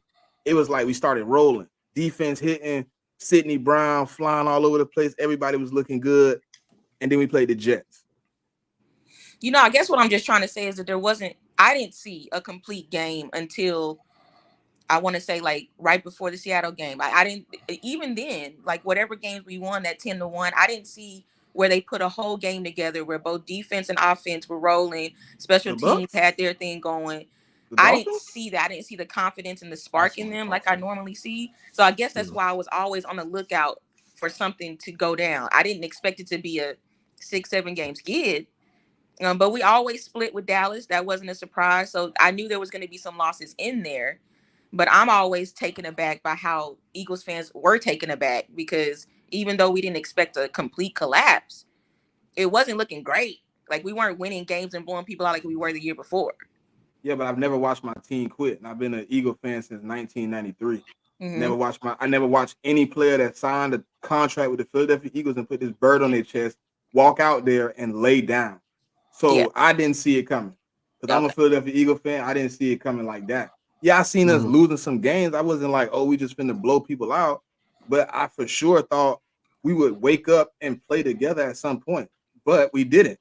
And you know, I like guess that's where the the difference is. arguments with Jalen You Hurts, saw that you makes it more. That Yeah, makes I it guess that's where the more. difference is. Then the difference in our thinking is because you had faith that we have some things to fix. We can turn it around. I didn't, based on what I saw on the products on the field and how they were presenting themselves. How neither one of the it's like neither side of the balls were kind of talking to each other or really dealing with each other. It just seemed very disconnected. So I wasn't as surprised, but I was definitely disappointed. So And we on record talking about that too. Like we on record basically saying that, last year you had the Kelsey and Jalen Hurts dancing after a touchdown. You had guys like just being happy to be around each other. You see guys playing for one another. The O-line played for Jalen Hurts. You didn't see that this year. This year But it it's was just Jalen that. sometimes too, bro. It ain't just see y'all. I'm I not don't know. saying that. You I'm gotta just look saying. at I'm just like saying, Jalen caused a lot of them bro. problems, bro. He go isolate himself. He go find places to be alone, bro, so people don't come bother him. That's See, not cool. Sometimes in hard moments, that's not cool, bro. And then when they I get left, why. you know what, JB, I'm gonna Go agree ahead. with you. When they left James Bradbury out to get punked in the 49ers game, that's when I said my team was through. That was the game I said right there. But before that, like the 10, you was talking more about the 10-1 stretch. No, Mhm. I did not see it coming with that. But when I watched them, nobody took up for that man. Nobody stepped up. Y'all know, come on, man. He's small, bro. Y'all got big Trent and Bro. all these dudes pushing up on him, and nobody, all y'all right here, and nobody stepped up and was like, no, y'all ain't gonna do that. yeah. And then when we Bro. got in the game, the same energy we took when James Bradbury got punked, we took it right on the field for the next 4 weeks. Bro, Well, I went to that game. I went to that damn 49ers game and I was pissed off. I was pissed because I was right next to a 49ers fan. And he was like, what's going to happen is y'all not going to be able to tackle us. And they missed tackle after tackle after tackle. And then they just lost hope. And they just kept pouring it on. And I'm like, yo, it's at the point that people start leaving early. And then after that, I didn't have faith in the Cowboys game in Jerry World. I didn't have faith in that one. I did have faith that they could bounce back against Seattle, especially when I heard Drew Lock was going to be the starter. But then you see how that unfolded. I All they just want had to to do stop you was right there, DV, real quick. I just got to say, because I have to say it out loud to somebody else. When the conference at the presser after that game, when Nick said we threw that last play to AJ in Looking for pass hopes interference. that we would get a pass interference call. I was like, oh yeah, it's over. It's through. I tweeted that day, we're not going to the Super Bowl. We're not winning nothing. Like, it's a wrap. Hey, Jigga, yeah. go watch my boy Philly Film Room. Hey, go watch Philly Film Room. Watch what he talk about the defensive line, the difference this year and last year, bro. Yeah. Shout out to Philly Film Room. I watch a lot of his when I'm not watching my own film on my own because I get tired of being still and press and play and stop. But he got a breakdown, right, bro? It was like 15 consecutive plays, right, that he played on the screen where Sweat, Reddick, Carter, or anyone in the defensive line, it don't really even matter. All of them literally weren't rushing together. Like it was like 4 plays in a row, JB, where Jalen Carter and Hassan Reddick ended up in the same hole. The same situation. That's no communication on the field. If I end up in the same hole with you, how are you not outside? If you went in this hole, that either means Jalen Carter made a mistake and he was supposed to go outside, or Hassan Reddick was being greedy. He went inside hoping to beat the dude with Jalen Carter coming behind him to get the sack. Josh Sweat. I watched him multiple games get beat on the run because he was hunting sacks. He wasn't even paying attention that the ball got handed off, and then he turned around last second like, Yep. Yeah, and he sees the play going by. I want to say though, I'm sure you all may have addressed it, but an underrated thing that I kept talking about during the season was we didn't have a true signal caller on defense. So somebody who could, once you're on the field and the offense changes their package, or there's a call at the line of scrimmage and the quarterback changes the play, they don't have anybody that was out there that could say, hey, cornerbacks pull up, or safety go here. So, but without that signal caller on the defense, and without a defensive coordinator who can make sure that that is communicated to at least somebody to look out for this, that, or the third, that was a huge thing. We were missing Keely. We were missing, like, who else was the signal caller for our defense? The signal caller all season was N'Kobe Dean. Kobe, that's what I was trying to do. And then you had four other signal callers during the year. You had Shaq Leonard, Nicholas Morrow, you had Reed Blankenship. Like, bro, did you hear what Flex said in the off season about how it translates in your headphones? You know, you got to get used to hearing certain voices so you understand the cadence and stuff like that. That plays a part in me knowing what I need to do sometimes. And hearing 5-6 different people be the general, like when you go to war, right? Everybody done watch movies where people go to war. That same guy that gave you the speech at the beginning of the war is the one that's giving you the speech to drag you behind back, even with your legs blowed off, because he's there. Like, you don't want to hear another guy come and try to motivate you. No, the same guy that was standing up there that went to war with me, I want him here when it's time to settle, and just hearing different dudes. First you hearing Reed Blankenship, then you hearing Nicholas Morrow, then Shaq Leonard for 3 or 4 weeks. And I want to say we had another one at one point, but I'm not 100% sure. But I think we had one more. I think they gave the practice squad dude. What's his name? DV, the linebacker.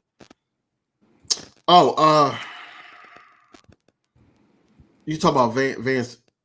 No, whatever his name is. No. The other one, the one that he played 2 games. Oh, they called him up. Yeah, they called him up after the. That's who I thought. Not Van Summerman. Not Van Summerman. The other one. He was he played last year too. He was on practice. He was on special teams. Not practice. I can see his face. Teams. I can't think of his name. I think I know exactly what you're talking about. And DV, you told him never to get on the field again after you played too. Yeah, I damn sure did. What was his name though? But either way, Christian Ellis. Christian Ellis. Yeah. With 2 S's. Yeah, don't forget the extra S. But what I was gonna say about that was, and then I'll let DV or whoever have it, is I do think Nick tried to course correct by taking Desai off of the field and giving it to whatever his name is. I don't even want to remember his name. Who ended up being a DC at the end? I can't even think of his name. Matt Patricia. Oh, Patricia. Yeah, Matt Patricia. I'm sorry. There's a lot going on. But anyway, after they gave the calls to Matt Patricia, I was just like, with the type of reputation that Matt Patricia has, the type of coach that he was in New England, and then when he went to Detroit and the dust up he had with, Slay, and then they're allegedly squashing it.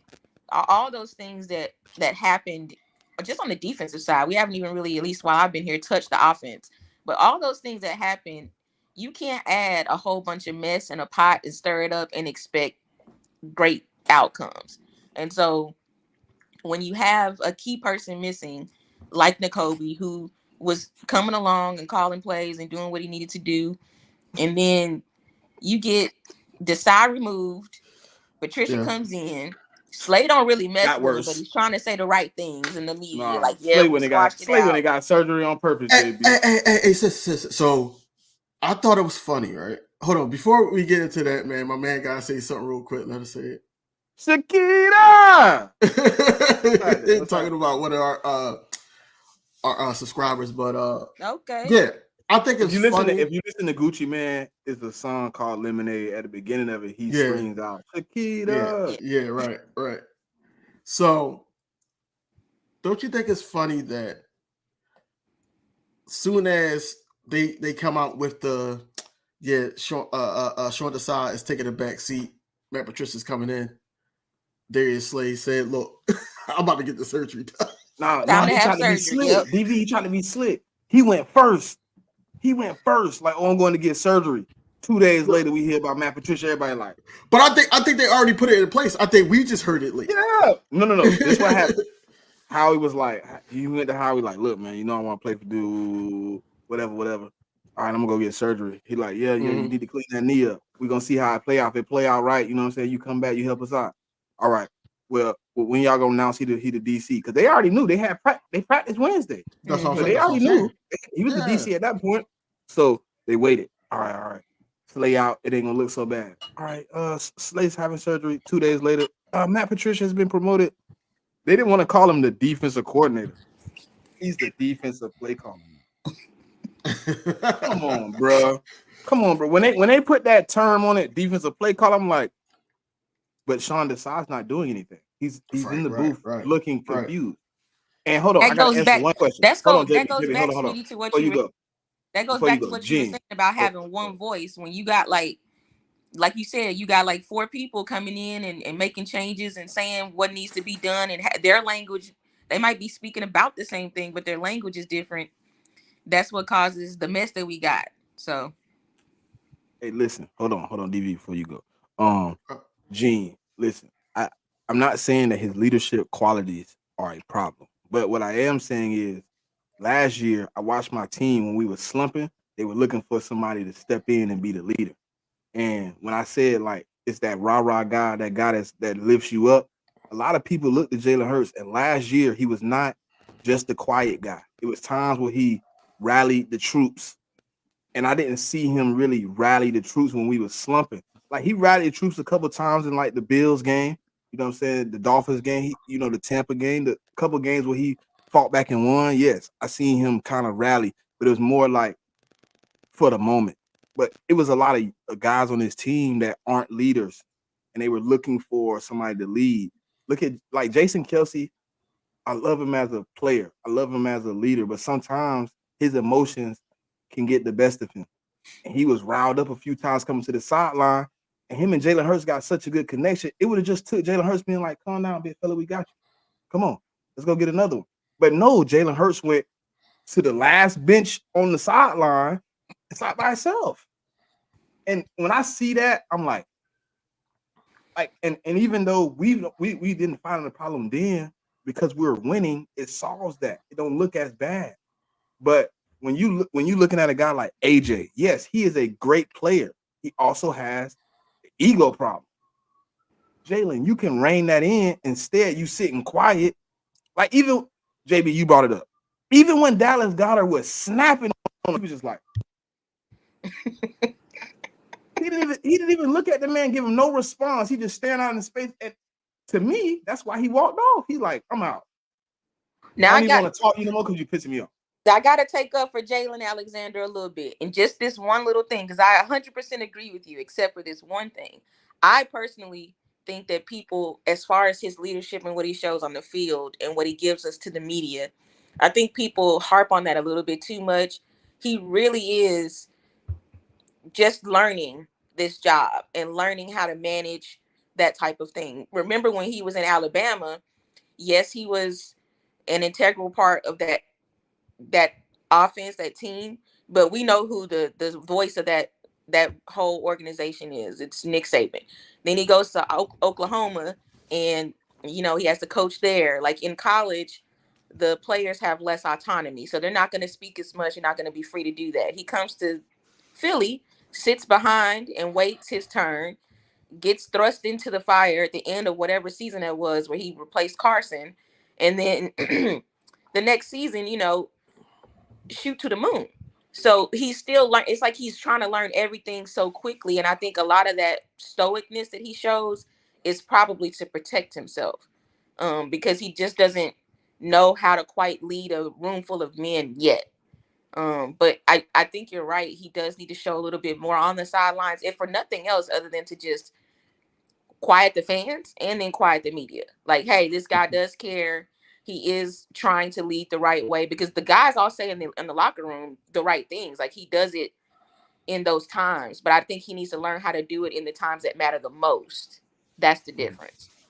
Like, look, okay, I get what you're saying, right? It's just like it's like your high school football coach. You know what I'm saying? When he talk to you in closed doors, it don't hit the same as when he pull you to the side and say, "I got your back." Like, you can go get it. Like, I believe you got this. Like, it don't hit the same. You know what I'm saying? Like, some of them people was looking for Jalen Hurts just one time to just be like, "Come on, bro, let's go." Yeah. And I get that he kind of quiet. You know what I'm saying? So sometimes he might be introverted. He might have tapped in, but then it's like you could have easily, I don't know. Like, it's sometimes it's hard to be outside yourself, but you know what they expect from you, and then it's like you can't be two people, because I've watched every breakdown, but you are hype. You are really rallying the guys. Like, when I listen to you take us into a game, I almost want to go find out if I can still get a year eligibility in college right now. Like, I want to go see if I can go strap it up one more time. Like, so in a game where we losing, I think that's effective. I think them guys is looking for you to be like, "Come on, bro, I got you." But you got like other guys that got to do it, because Jalen is kind of like in the zone. But like all the greats, to me, all the greats have been able to, at a moment, be like, "Let's go." But he's still learning to be great. That's just my point. He's still learning that. And I don't know what you guys do for a living, or if you've ever managed people, or if you have kids, but let's just, for your war analogy, right? Or if you have kids, or just people you care about and maybe they look up to you. You can talk to one person one way, and you can talk to another person another way, and they can hear it two totally different ways. Well, it's easy for the two people to be like, "No, DV, no, Smitty, this is what I needed to hear from you," because they're only thinking about how they're receiving it. They're not thinking about how you, the leader, have to cater to however many different people, however many different people's personalities, how they receive things. And so he's only learned so far how to just lead one way, and he's learning how to lead a different way, and that this wasn't effective. And so I think the one thing I love about Jalen Hurts, the one thing that has remained a constant since I've been following him since high school, really, is once he figures something doesn't work, he is immediately going to correct it. So I anticipate that next season, just like the season before last, when they said he couldn't, when we went to the Super Bowl that season before, oh, he can't throw. Oh, all he can do is run. Him and AJ went to California, locked themselves in some kind of field somewhere, and they went to work. And he came back and he was throwing darts and shooting at 80 yards down the field. So I say all that to say, I have confidence in him as a person, that it will lead him to say, "Hey, this wasn't effective how I led the team. I need to change it." And I think he will. Okay. When I look at Jalen, I see this Jalen. Yeah. This Jalen. But I don't see that Jalen on the field sometimes. Yeah. If I can stand and laugh at you, I don't have to, like, I understand what you just said about handling people different, but if I handle everybody the same way, you know what I'm saying, with respect and as a man, I don't gotta talk to you crazy. I don't gotta talk to you disrespectful. Like I said, it was a couple of times where Jason Kelsey or AJ Brown was going ballistic on the sideline. You can't stop it, but simply just, "Hey, come on, big fella," like, grab him. Like, if you notice when Jalen Hurts make a bad play, who's the first person to get to him? Mulatto or Kelsey. They're always right there. So they got enough respect for you to find you. You know these guys respect you. It's not all about like, I need to step in and straighten you, because that might not be my leadership quality. I might not be an aggressor. But just saying kind words in a moment of despair can lift the spirit. Yeah, you're right. But I think that's what I'm saying. He's learning that. I think we're grading him on such a curve because of the success he had not straight out the gate, but pretty close. Like, we're ahead of schedule in my book. This would be the year coming up that I thought, all right, we're going to make this run to the Super Bowl again. He's been under this offense and in the NFL, and he's had some experience. I mean, we're a year and a half ahead of schedule. So while this disappointing season, the season ended very disappointingly for all of us, and we expected way more than being bounced out of the first, playoff game. At the same time, he's learning and he will improve. I'd be very shocked if last year we got the same Jalen that we got this year as far as temperament is concerned. I don't expect him to change when he's in the presser. I expect him to still give the same soliloquies and platitudes that he's been giving, because I just think that's what's going to keep him safe and probably what his management is telling him. But as far as his leadership on the field and, things we see when things are going wrong, I think we'll get a different Jalen. I'm confident in that. But he's learning. I really don't have any issues about his leadership. I do agree that, I know it just he should have been. No. Listen, I do agree I'm that the controversial one. He needs. I'm cool with it. He needs to be. Don't be like that, bro. I tell the truth, bro. So I'm always gonna be controversial. No. Listen, I just keep it you're real. seeing it your way. I don't see. You're the sugarcoater of the show, and I'm the blunt one of the show. You're gonna sugarcoat for the team, and I'm gonna call them trash. I'm gonna call them garbage. Basuda. I'm not sugarcoating anything. Oh, yeah. I'm more so. Oh yeah. You basically said you're fully confident until you see something different. There's no way I can be fully confident in my team until I see something different when I seen what I seen.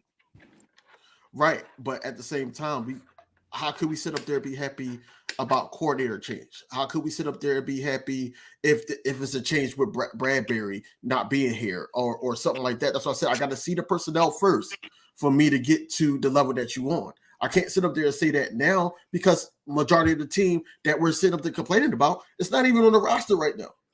That's another problem. We barely have a roster right now. Right. So we can't sit up there and say right now, hold on. Right now we start the season. Right now. We have Brenton Covey as wide receiver 3, and I have Kenny Gainwell as running back 1. I can't be confident that we not locked in. Like hold on. I have no linebackers but Nicole. The Super Bowl hasn't even been played yet, Smitty. We got to fix it right now. But he asked me right now. I got to give you a true analysis of what the team is right this second. I'm not going to imagine. But when I say we go out and get Patrick Surtain and we go out and get Brian Burns or whoever, we go out and get these star people. No, I got to give you the analysis of what's on the roster. If I look at the roster right this second, with no moves made, I'm gonna give you a true analysis. But that's a fallacy that you're doing, and I'm not trying to be controversial here at all. You can feel how you want to feel, but I just would caution you to not look at it maybe all the way that way, because that's a fallacy. What you're seeing is the facts of the matter is our season ended, but the new season hasn't started. So the roster that you see right now isn't going to be just period the roster that you're going to see until April, May, or whenever those changes are made. Okay, but we did the same thing in 2023 after the Super Bowl, did we not? We said, we got 15 free agents. The roster don't look the same. We're gonna be able to do it again. We're gonna be able to have a good season. So I'm going off of what just happened to me. I'm being real. So, we had a bunch of free agents. We went and band-aided the problems, and then they didn't work out. So right now, I feel like we have too many holes sometimes right now. That how we got to go out. He got to make a perfect draft. He gonna get killed if he don't, and then he got to go out here and execute free agency and all that. Like, it's a lot on his plate. Just like King Eagle was saying earlier, like this man, the roster right now, as constructed, has a lot of pieces you got to go get. It's not just as simple as going to get 2 pieces. Like last year, me personally, I thought we was like maybe 3 pieces away. Like, I thought we probably had to plug in at least 1 safety, maybe 1 linebacker, and a running back. I feel like we got to go get running back, 2 linebackers. We need an extra safety. We need another cornerback. We need more defensive line help. We don't know if Jason Kelsey come back, so we might need another right guard if Tyler Steen ain't working out at right guard. And you only get we got 7 picks. I'm gonna tell you right now, Tyler Steen ain't working out at right guard. Sorry, you can keep going, but Tyler Steen ain't working out at right guard. That's what I'm saying, though. At this point, you don't know. So now you got to go get a right guard. So we got a lot of pieces. Then you But need what? it feels like I want to hear DV say what he was going to say, but I'm making an observation. You feel like and correct me if I'm wrong, but you feel like a sky is falling type of guy. And I just want to know, based on Howie's recent history, we're not talking about when he got put in the basement like 10 years ago and whenever they banished him off the team. So But how many years did we give him? recently, 4, 5?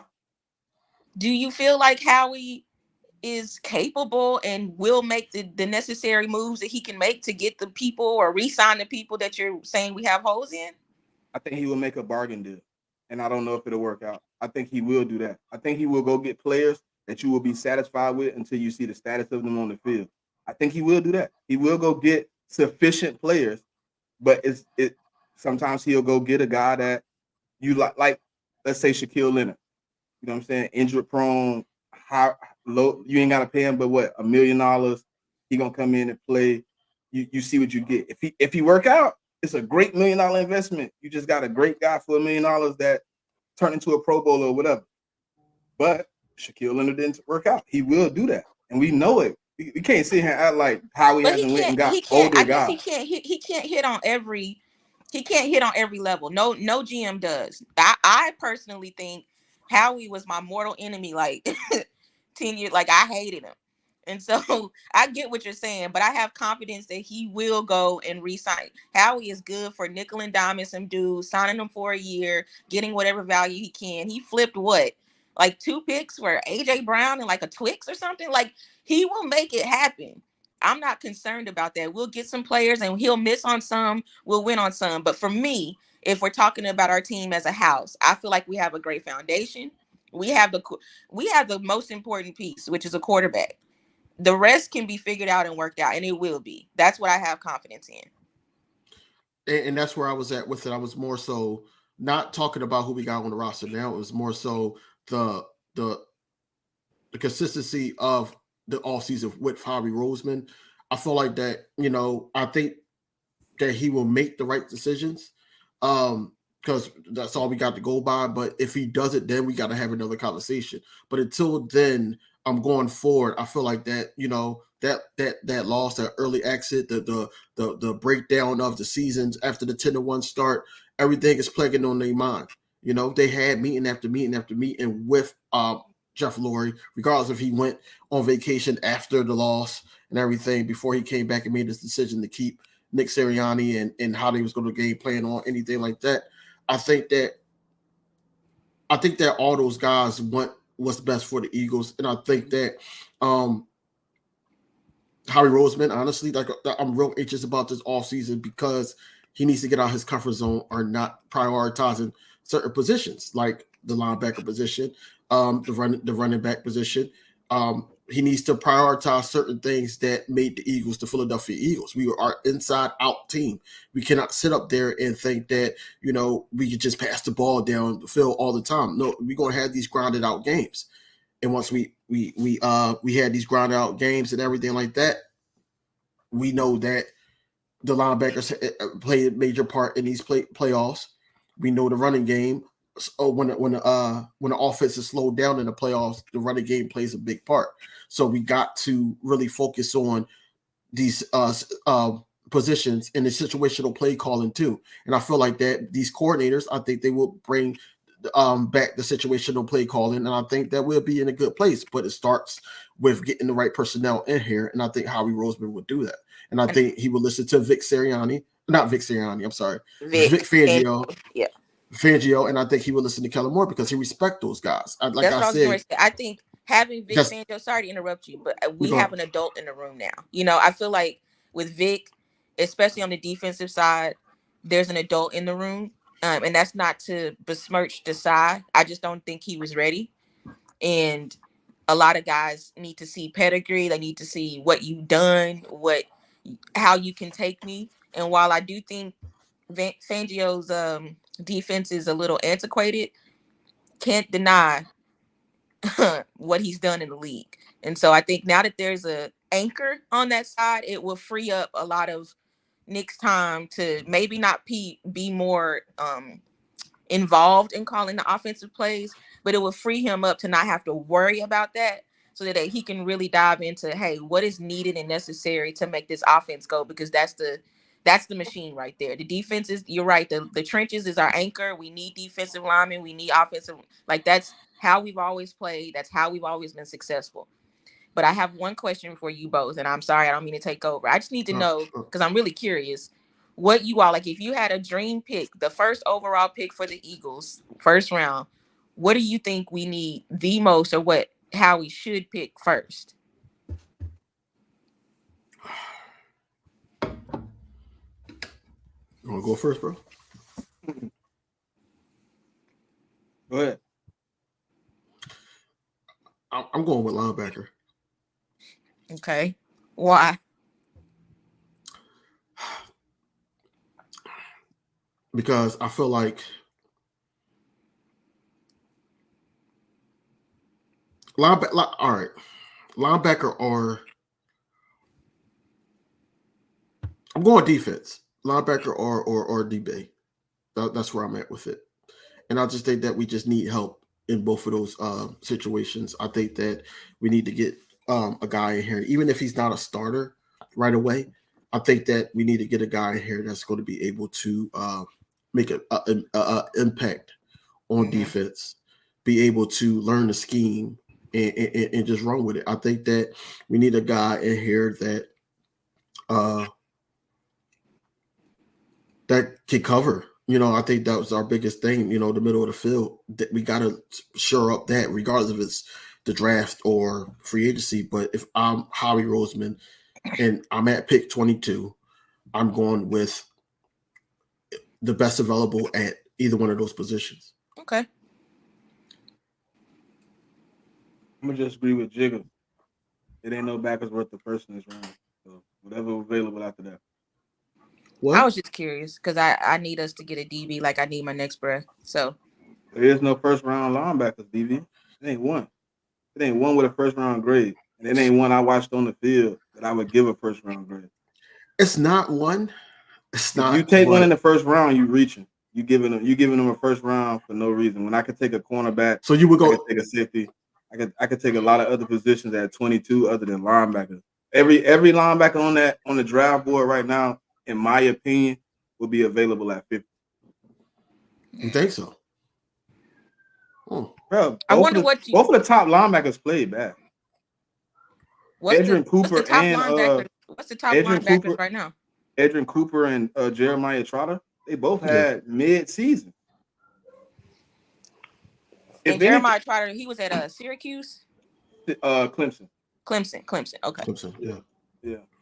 Like, if you really look at their tape, like, you go back and watch, I'd say you could watch 2 games of either one of them, and you would be like, all right, I see why he said that. Like, it's just that mentality. Like, when you a linebacker in college, I expect to see certain things out of you. And I wouldn't even listen. Edrin Cooper is a dog. Pure dog. But I wouldn't take him in the first. I would not take him in the first. If I'm taking somebody in the first, it's probably gonna be Quinyon Mitchell. And if he gone, I might even go receiver. Ain't gonna even cap you. I'll go receiver 3. I mean, it's because not saying like, oh, I think we need a receiver, but like looking at the draft, like I've been looking, like if you really look at how deep the draft is, it's receiver, it's tackle, cornerback. You know what I'm saying? Those guys are deep in the draft. So at 22, I might get a top 3 receiver in the draft just because of how the draft fell, because it's so much. It's an abundance in the draft of certain positions. That's just why I would do it. Like if the guy I was looking for that corner wasn't there, I don't know if I would go line, just because I don't know. Like it just seemed like we go to line so much in the first round. It just seemed like not even like we don't need it, but it's like if you get a lineman, right, and Jason Kelce stay, you get a first round lineman, Jason Kelce stay. He's sitting on the bench for a year, possibly 2. Maybe if you get him at tackle, he might be sitting 2. You know what I mean? So it's just like it's preference. Like what if you building for the future in the draft? I mean, JB said that the guard might not work out with Tyler Steen, so you might be looking at right guard. I don't want to go guard. It's not the sexy pick, but it's possible. I was just in the curious. first round. In the first round, It's possible though. Let's be real. It's just possible. We know how we listen. How we value for linemen, other positions. Linemen up right? there. That's facts. Other That's positions. facts. So But if it's it's normally number two for alignment though. But It's listen, the second if pick it's say for instance, look at this DV. He get to the 22nd pick, his first offensive lineman on his board and his first defensive lineman on the board. One of them getting took. The guy he has rated, I'm saying not us, but the guy he has rated as the number one defensive lineman or the number one offensive lineman is on the board at 22. He gone. I think he should change it up. Now, me personally, he should change it up because we got a young line. We can go get pieces to put in there as leadership to help them boys Jacob. out. But that's a good pick. That's a good pick. That's a good pick. I mean, I like Guyton. I like Guyton. But possible 2 years, he gonna be on the bench though. I just spent the first round pick on a dude I'm not gonna see till 2026. Possibly. Because Lane will probably get tweaked up in the middle of the season. Lane said he won 3 to 5 last year. Yeah. I think it would be my personal opinion, right? I think it would be a grave misjustice if we don't. Well, our corners, our safeties, man, we look like Swiss cheese out there, burnt toast. They need to. It at some point he's got to prioritize that. I think our D line is in good shape. No pun intended. Like shout out to Jordan Davis, they're in good shape. But I think offensive line, Stout can make something happen. He can make magic happen. We don't need to do nothing with those two. We have got to get somebody that can cover outside because it's ridiculous. Like there's no reason for the fall off that we saw. Even if you are confused about what play is being called or where you should be, just follow your man. And it was just way too much wide open on the outsides and in the middle. We got beat like a rug. And so I need defensive. If we play a lot more man, I would agree with you 100%. But I played linebacker and safety, and zone is sometimes if you're not taught the right way to be in the right places, your eyes can get you lost. Mm-hmm. So like Nicholas Morrow would have been better in man in a lot of situations, but he got caught in zone, which doesn't play well. And guess what? He goes like, do you remember the play with Hassan Reddick when he dropped in coverage and he was in the middle of the field? But look, no, I'm going to tell you the bad thing. Him being an edge rusher, soon as he seen the quarterback break the pocket, his mind clicked. Boom, I got to go get him. He left the middle of the field. Mm-hmm. And the dude threw right across the middle. And it's stuff like that. Like Nicholas Morrow has been the running down linebacker over and over in this. And then you put him in zone, he like, look at the quarterback. There's a whole open space to the right of you. But his eyes are like here. Instead of here, they're here. So the guy just comes out. Oh, he's not paying attention to me. He stops. I'm right behind the linebacker now. If I drop it in perfect, he turns up the field, 15, 20. And then we wasn't tackling well. So even that was even worse. So even when you're lost and you get to the player, he just does like a little and he gone. Like the James Bradbury play in the playoffs, he grabbed that man, and that man just ducked down, and he took off across the field. I know James Bradbury owes us $30 million today, right now. Like he needs to give us our money back. He needs to apologize. No, JB, he don't need to give it back. How we need to call the bank and cancel the check. And don't cash no more. See me? I wanna file a dispute for fraud. He ought to be ashamed. Did you see his Instagram post? I don't know if it was yesterday or the day before. Yeah, I seen it. You should have walked out the field when you held. His key card. As a matter of fact, they shouldn't have let him on the team plane after that play. They should. JB, he wasn't even that dramatic losing the Super Bowl. No. But here you go. You want to post you walking off like you said. You want to be the victim now. Yeah, you was the victim all year. And somebody, I think maybe DV or somebody either tweeted or retweeted somebody that said he did the same thing in New York. You know, when he got his big contract. Yeah, and then, Then the people next were saying year, that. People were saying that it was a contract year. He plays great, and then after that, you see his true colors. Mm-hmm. And we seen his true colors this year. And then last year, look, all I thought about every time he did something crazy was last year. Slay like, oh, thank you, Giants. I don't know how you let him get away. Exactly. I see how they let him get away. I see it.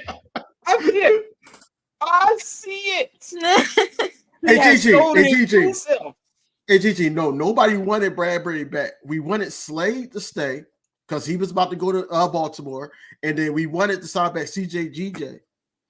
Yeah, look, if I had DV, that's what we wanted. My option was CJ over Bradbury. I was just about to say that. Remember last season they were Slade was talking to Detroit. He was gonna leave, and then at the last minute, Howie was like, here's this money. You're gonna stay right here. Great. But who we really missed, even though I can't stand him personally, is CJ. Because he brought that mentality, he brought that dog, he brought that you ain't finna see me on this field. He brought all that rah-rah that I think that defense needed to gas themselves up to really go out there and play the way they needed to play. You see how he had Detroit out there looking? Yeah, that's he didn't play that long though. He didn't play that long. Yeah. It kind of upset me because I wanted to really see what he was going to bring to that defense. Secondary did look different with him. I wanted to see what he was going to bring. Like, if he played, like, the full season, I want to see it. Like, because I thought he really could impact it and get his money. The only thing about it now for me, for CJ, is he finna hit the market with the same value he hit it with last year. Exactly. Maybe less because he got hurt. You know what I mean? So, like, people want him back. We just need a guy like that. I don't know if the locker room guys are gonna be okay with some of the stuff he said when he left. I think they're gonna be like, nah. This cupcake ass locker room, they're gonna be like, yo, yeah, they might be pie. He might come in there and slap a few months. I mean, never mind. I forgot. They're gonna be cool with it. They let Debo talk crazy, so I mean. And the other thing we're not really talking about is when we let Hargrave walk. When he walked out the door. Like when you break up a unit like that, I don't know. Like certain pieces just fit together perfect. He was though. You said what? He was expensive. Yeah, he was. I think Seth Fran gave him like 26. But question: do you feel like it's worth it now after seeing how we collapsed on that side of the ball? Just watching his play a little bit with them boys, I'm kind of like. I would have offered him a little bit. I would have tried it. I would at least try, JB. You know what I'm saying? I might couldn't have hit the 26, but maybe I would have came in with 17, 18-ish, see what we could do. I mean, if you ain't working with that number, then cool. We didn't even give him a shot. And then, DV, I got to apologize to the podcast because there was a statement put out that we offered TJ Edwards a contract. And then right after the season ended, it comes out that we never offered him $1. He never did. He wanted to be here. Mm-hmm. Bro, that see in our mind, but that's why I feel the way I feel sometimes about Howie, bro. Like he really put himself up here sometimes when he could just be humble, bro. Like that man didn't want no bag. That man, and he said, and supposedly his camp said he would have took left and he took from Chicago to play. Mm-hmm. Right, and stuff like that. So do you think sometimes you got to put the pride to the side? You got to. So do y'all feel that Howie Roseman, with the way that we went out this year, do you feel like that he's going to humble himself, or do y'all feel like it's going to be the same? Wow. No, I think he's gonna try new things, but I don't think he's gonna be humble. It's just not gonna happen. I think based on that shot of Mr. Lurie in that box on our on that Tampa Bay game, I done seen Lurie look like that before. Yeah. Boy, you know, Mr. Lurie is the most, in my opinion, unproblematic owner in the NFL. Like, you just don't see him in the news for nothing other than Eagles autism and, you know, whatever else he did. He's just very unproblematic. So to see him in the box looking like that reminded me of when he sent Howie to the basement a few years ago. I would bet my last dollar that Howie has been humbled and he has been told under no circumstances can this next season go any way other than at least the national championship game, like the NFC championship game. And if it's not that, he can see himself out the door. So I do think he'll be humble. I do.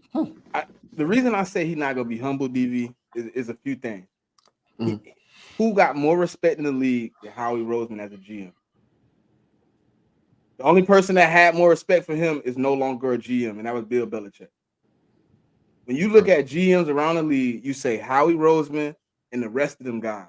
And you don't really hear about the rest of them guys, but you hear a lot about Howie. Like, for you to be, when you ask me, is he gonna be humble? I don't think so. Will he try new things? Will he expand? Like, he wasn't humble after drafting Jalen Reagor and JJ Arcega-Whiteside over DK Metcalf and Justin Jefferson. He just got smarter. He said, okay, I'm gonna go make better decisions with better schools. Now, do I think he will go try to sign a Levante David or Devin White at linebacker? Yes. I do think he will try to go get more dominant names with better resumes if he can't get the younger guys in the draft or whatever like that. I think he will do that. But humbly, nah. Howie still gonna finesse them dollars. Howie still gonna try to get you on a discount. And when he call, you still gonna pick up. Because Howie is Howie. I think we have different definitions of humble then. Because my definition of what I'm referring to as humble is not him making the moves and being a savvy GM. It's him saying, all right, I got shellacked in this last season. I can't let that happen again because my owner is telling me this is not going to happen again. Let me humble myself. Let me go out here and make the moves I got to move. Let me double down on making these deals. I mean, like I said, he got AJ Brown for like a pick and a Twix. Like, he's going to make some things shake. And I think he was humble because I think he was riding high off that Super Bowl appearance. So hold on. And doing Before it we right. answer the question, DV, explain what you mean by being humble. Because when I say being humble, that means like I'm willing to be like, or I'm willing to like let people come in and help me, and you know, I'm willing to reach. Nah, I think Howie gonna be Howie. I think Howie gonna do his thing. Like, to me, when you say be humble, I mean, I might have a different definition. So explain to me what you mean. I kind of think it's going to be different. Just how you just said, I feel like that, you know, the point of the coordinators, the coordinators that they respect, guys that they respect being here, I think they're going to have a big say so on the picks or the people that they're looking at in free agency. I think that Howie's going to go and move to that wave because they're going to have the right. You know, Vic Fangio was always close with the Eagles, even when he wasn't an Eagle. And you know, they all go out to eat and everything like that. Then you had Kellen Moore. Like I said, after Doug Peterson got fired, he was supposed to be, or he interviewed for the head coaching job. So they always have that respect for them. Now, I know how Nick Sirianni is when he had respect for the coordinators.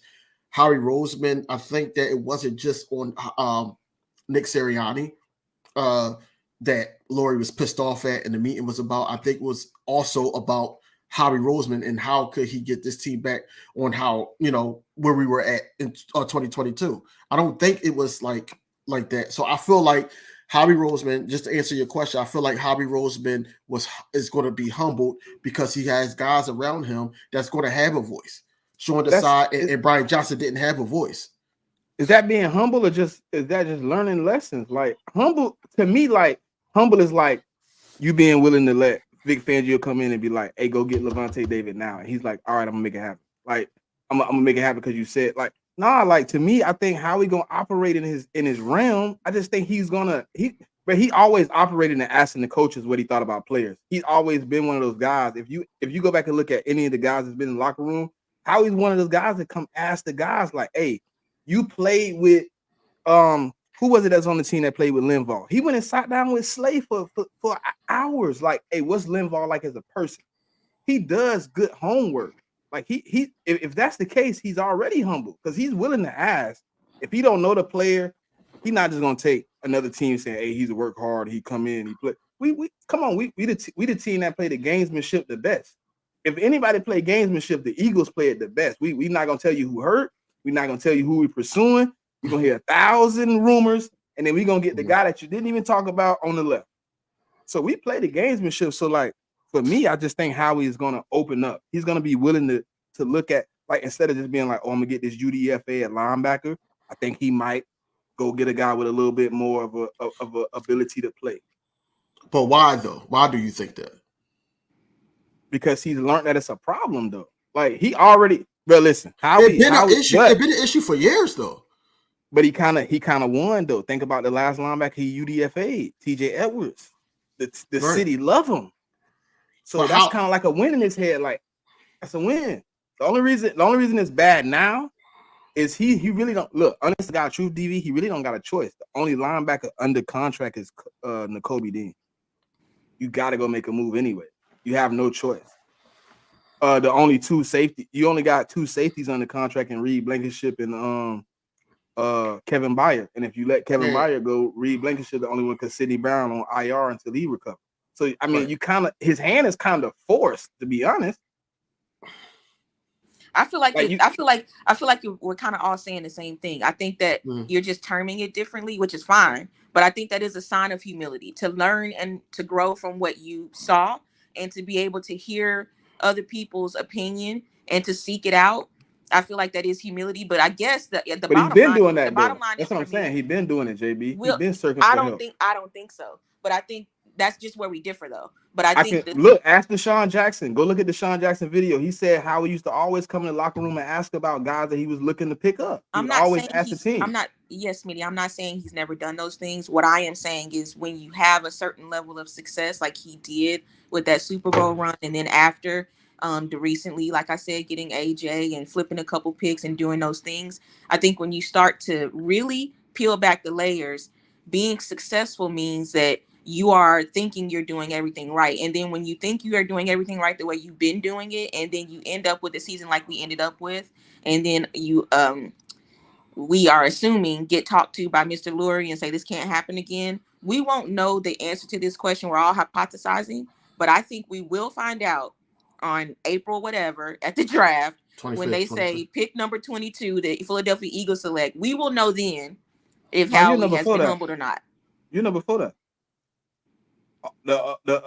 The free agency opened like March 13th. You know before that. Yeah, he's gonna make moves in free agency. I guess what I'm trying to say is we're gonna see what he's learned from this last collapse on that day. But you got the reason I say that, JB, is because the day free agency open, he can go sign Jalen Johnson, and then you don't get what you asked for. You don't get him to go jump in and get a cornerback because he got a cornerback the first day. You know what I mean? He might go get a linebacker the first day, and then you know he can open up his doors where he can go get guys in free agency.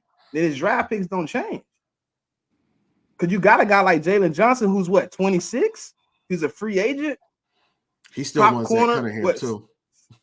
Yeah, that would be a problem, DV. Now if he re-signs Zach Cunningham, y'all know he ain't humble. He like him. Y'all know he ain't humble if he re-signs. He said that in a press conference. He was like, "Yeah, Zach Cunningham, the Kobe Dean. I still have faith in them."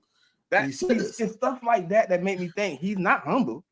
He might make some better pickups. He might hit. You know what I mean? He might hit on some players that you might be like, man, I don't want him to sign them. But he be like, look, see, I paid. And then he gonna come back with that mentality. Like, you remember after the Super Bowl, he was like, I got you a Super Bowl last year. He was all in talking to the fans. Yeah. You didn't see that this year from Howie? Nah. Because he's humble. No, I'm just kidding. Look. He might have been humble because when we went to losing, you definitely didn't see him. He was sitting next to Lurie. If all 52 people or whoever and everybody in the staff and everybody in that building and everybody in NovaCare, if all of them weren't humbled after this season, then I don't know what will do it. So we'll see. We'll see. None of us know. If I see a different Sirianni, I'm not gonna be okay with it. I don't want his temperament to change, but I do want him to. I do, because I think he's my saying was his personality fits perfectly with our fan base. Like he is if you could cast an Eagles coach, Nick Sirianni and how he is that. But I do think he needs, just like Jalen needs to tweak a little bit, I think Nick needs to tweak a little bit. Just how he presents, how demonstrative he is sometimes, and how boisterous he is. Just calm all that down a little bit. But I think I sound like I have a little bit more faith in our guys than maybe you do a little bit. So it's okay. Faith in who? Just the way this season ended and how it will impact going forward. It sounds like you need to see before you believe, and I believe before I see it. That's all. See what the difference is? I put over 30 years in on a football field. I've watched teams like our team go quit, and then you hear the fan base be like, they coming back next year, and then it's not the same because there's a problem somewhere. Like I think the AJ Brown situation, I thought in my head mentally it might be different, it might be deeper, it might not just been Brian Johnson and Sean Desai in the media. What if he got a real problem with somebody? What if it's the real issue? What if Sirianni really lost the locker room? Like it's small things like that that make me be like, let me not put my all in to be sitting here revved up 100% behind a team that I don't know if the issues that we had last year that we heard about that lingered around the locker room, are they solved? Because we fired Brian Johnson and Sean Desai and Matt Patricia, did that solve the issues that we had because we brought in new coordinators and new position coaches? Is the problem solved? Because how y'all talking to me is problem solved, and if how we executes with what we have, we should have a good season. But I don't know that Kellen Moore gonna work out because if I listen to Cowboys fans, he wasn't that great over there. Vic Fangio, if I listen to the Dolphins, they would say he's not great. No, you can't listen to Cowboys fans about nothing at all. So, I don't disrespect them as a fan base because a lot of the knowledge I got from the game came from a Cowboy. If it wasn't for a Cowboy, I would have never played football the first time I put my cleats on. So I don't think they stupid people or crazy. I think they delusional about their team sometimes. But when they tell me what they seen with Kellen Moore, I went and looked at the tape. Well, the stats say something different, they were, though, right? Huh? They were the number one offense when Kellen was in charge. Yeah, but they also ran a more complicated offense that, to me, Jalen Hurts is going to have to put in a lot more work. He's going to have to put in a lot more effort because they're going to ask him to do things he might not be comfortable doing. And that's something I don't like as a player. I think if you bring a player into your team and you put him as a franchise, you build around what he is successful at. There's nothing in Kellen Moore's resume that tells me he works with dual threat quarterbacks and they succeed. What he does tell me is if he has a nice running game and a nice passing game, he can succeed. But I got a dual threat quarterback and I haven't seen you work with one and really his numbers look good. Like if you look at that, you know what I'm saying, 200 yards rushing just because he improvised. If you know what I'm saying, if you really look at his best season, you know what I'm saying, it was passing. Like he's going to ask Jalen Hurts some games to put up 40 passes with barely any running game. We complain about that as a fan base right now. And you go back and look at that Jacksonville Jaguar game versus the Dallas Cowboys. They were up in the fourth quarter with no need for Dak Prescott to complete another pass. If they get 2 first downs, they win the game. And Kellen Moore flexed his muscle. And Dak Prescott threw a pick.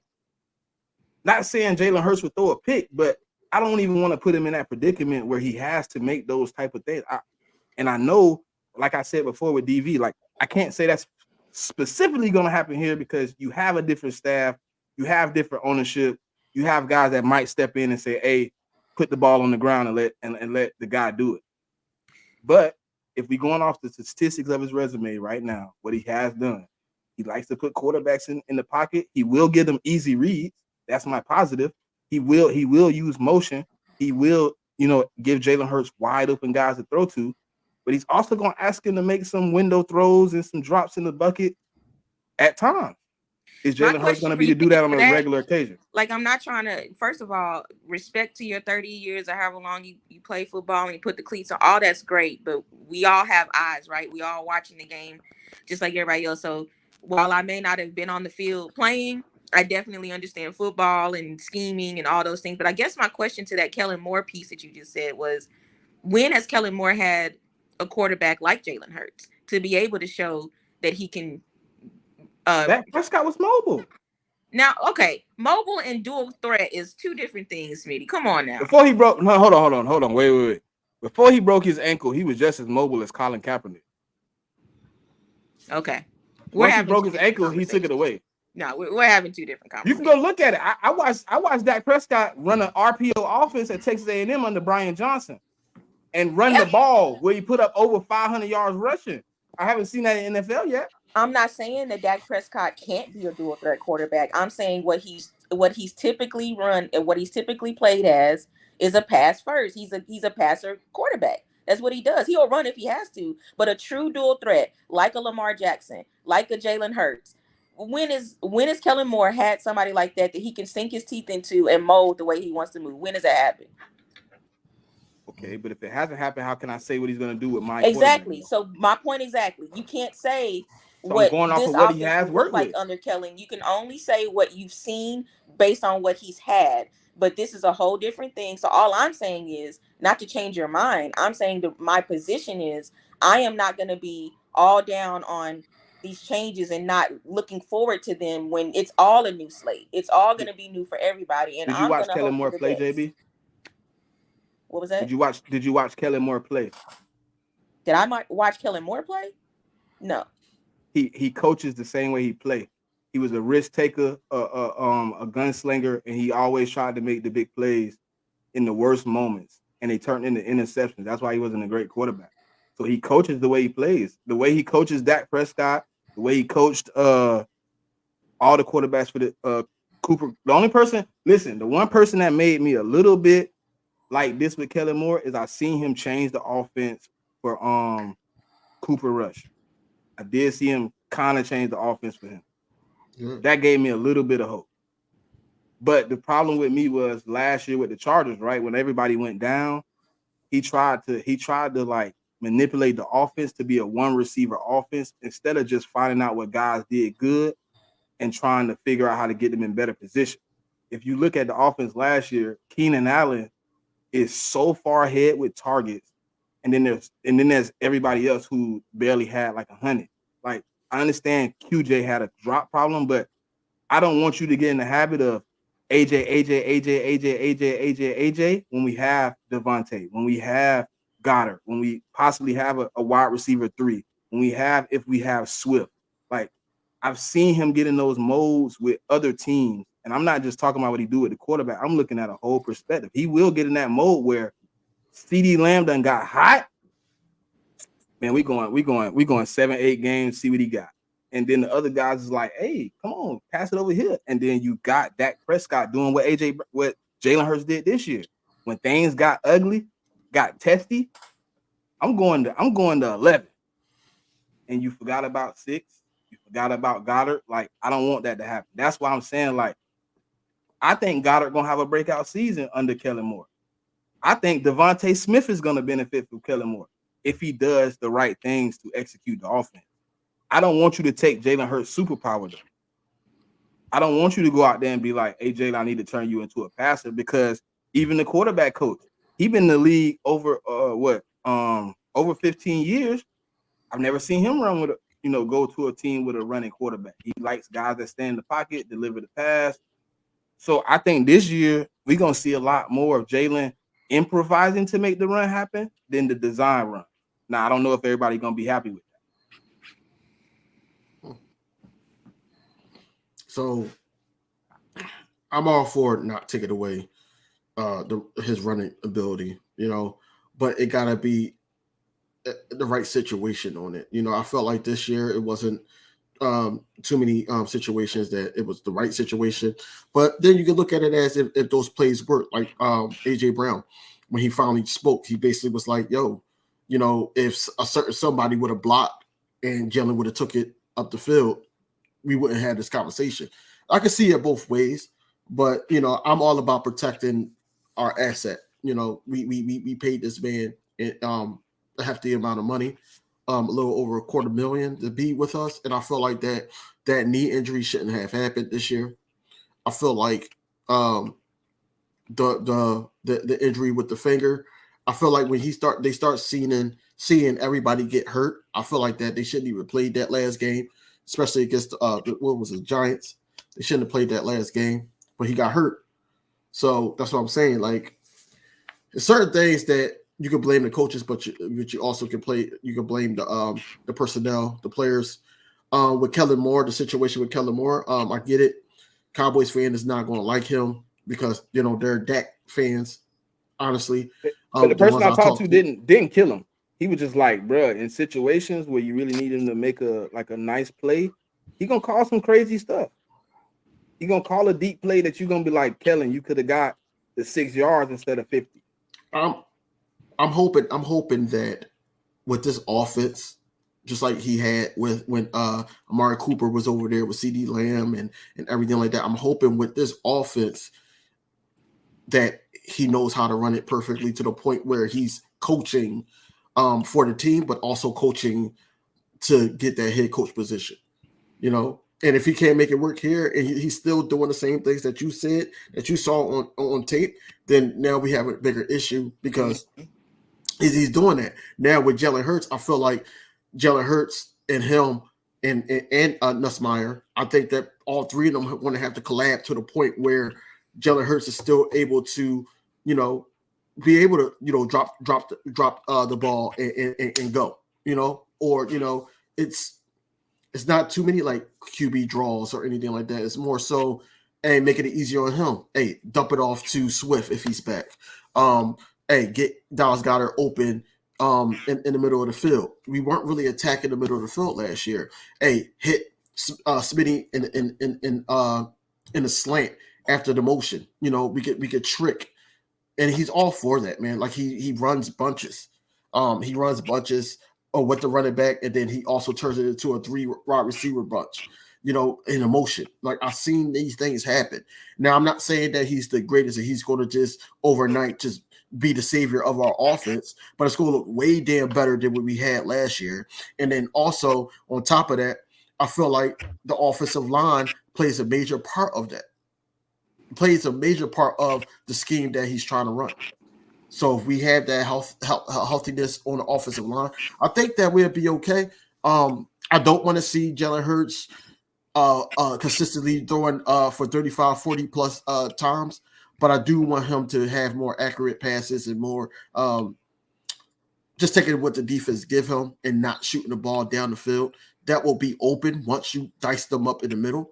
So that will be open. And I think Kellen Moore would know that. I'm hoping that he's more mature around this go around with a quarterback of a stature of Jalen Hurts. I just want balance, and I have hope. That's it. Mm-hmm. I just want balance. I ain't gonna argue with y'all, man. I mean, no, it's not arguing. It's just opinionated. It's just opinions.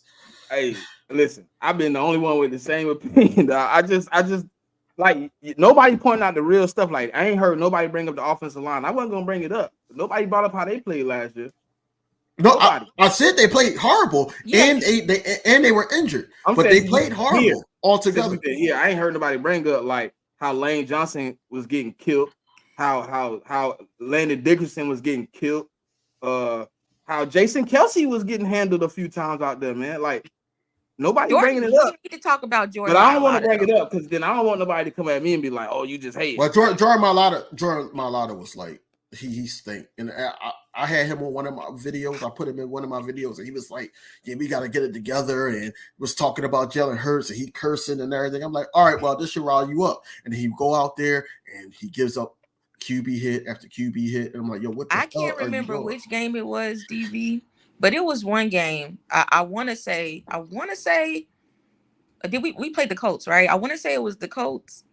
I don't remember which game it was. I have to find it. But there was a play where clearly whatever was called, it wasn't working out. Kelce ran a sweep to the left.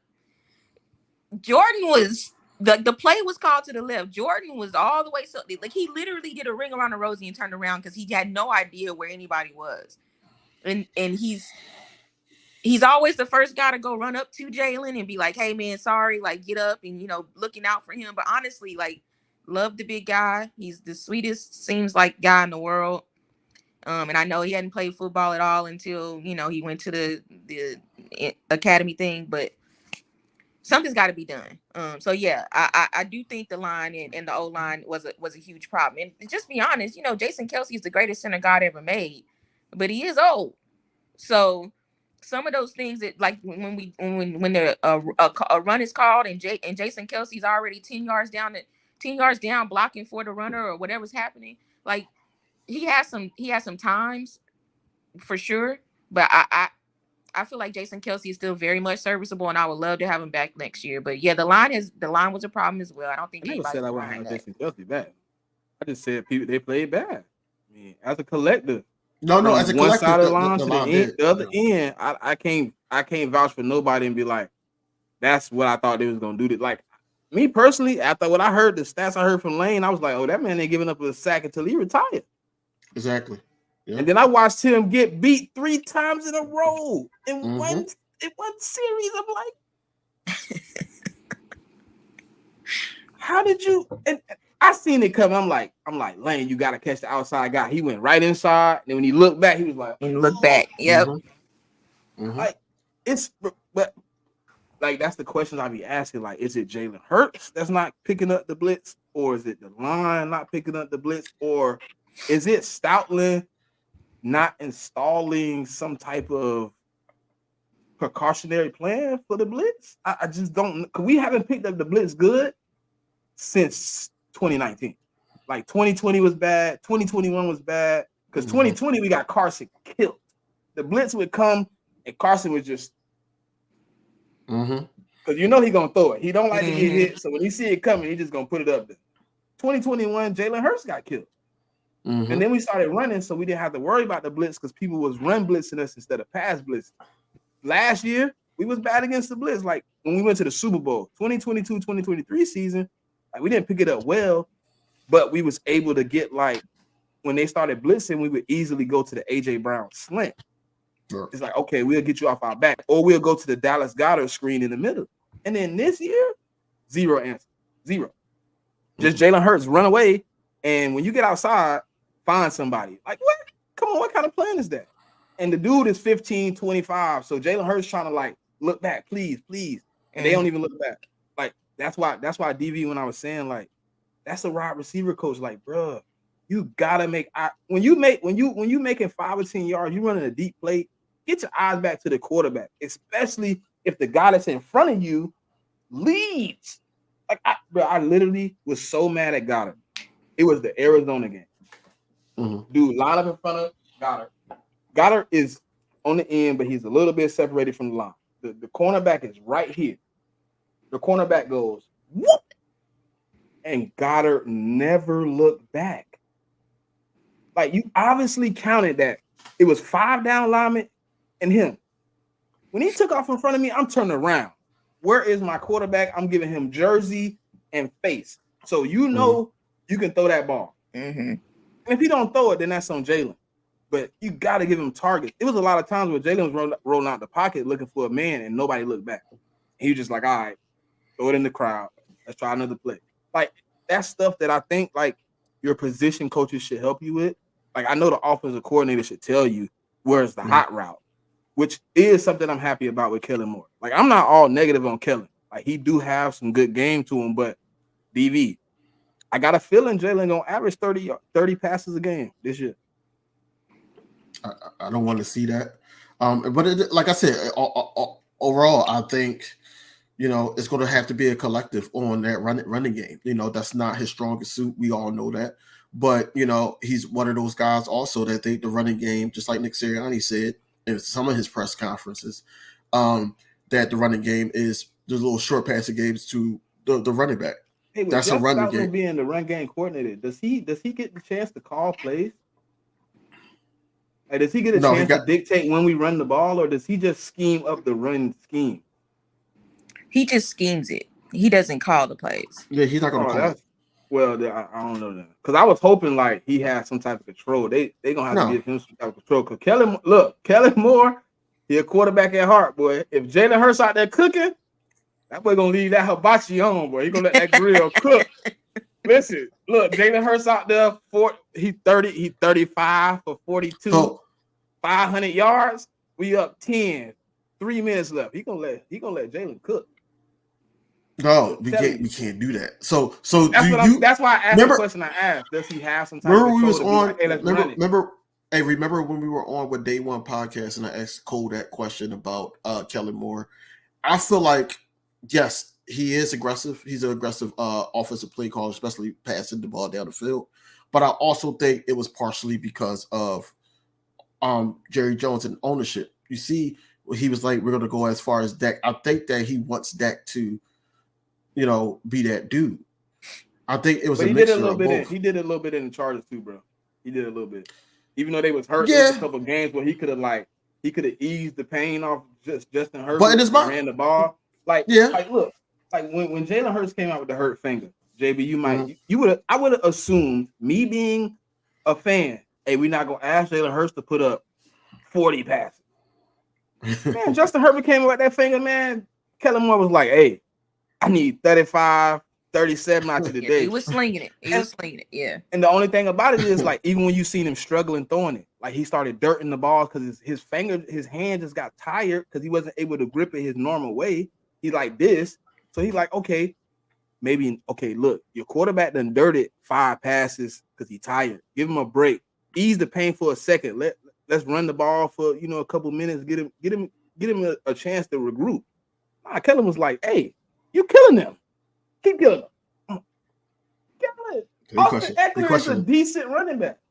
They questioning our the plays that we was watching because you were saying like back there for like 4 years they ain't had nothing against the blitz, but they said Shane Steichen had something against the blitz. Well, look at it. I told you what we had. We had 2 plays against the blitz. AJ Brown slant, or you had the Dallas Goedert screen over the middle. And if you couldn't get to that, Jalen Hurts was on his own. That was his 2 plays. But Brian Johnson was like, hey, we're just going to run 4 verts. Here comes the blitz. Jalen figured out. You think that was Brian Johnson's fault? No, I'm just saying, bro. I mean, that's who everybody else blames. So why blame Nick when he got a job? It ain't no point in me just beating a dead horse when I know Nick Sirianni called half them plays because I watched the 2-5 start in 2021. It looks almost the same. But he got a job and Brian Johnson don't. So right. I gotta back the guy with the Philadelphia Eagle on his shirt, man, whether I like it or not. I had to back Donovan McNabb for years. I did. I mean, I cheer for the Eagles, so in part, JB, cheering for the Eagles, I kind of had to like say I wanted him to win, even though I would have wished he would have went out there and like lost the toe or something. We don't have enough time for the rest of the night to talk about my feelings about Donovan McNabb, so let's just not even open that can of worms. Did y'all see? Listen, this man knows. So look, did y'all see what came out today though? Yes. About Donovan. That's kind of why I went where I went. Yeah. Yeah. That's crazy, bro. Listen, Donovan.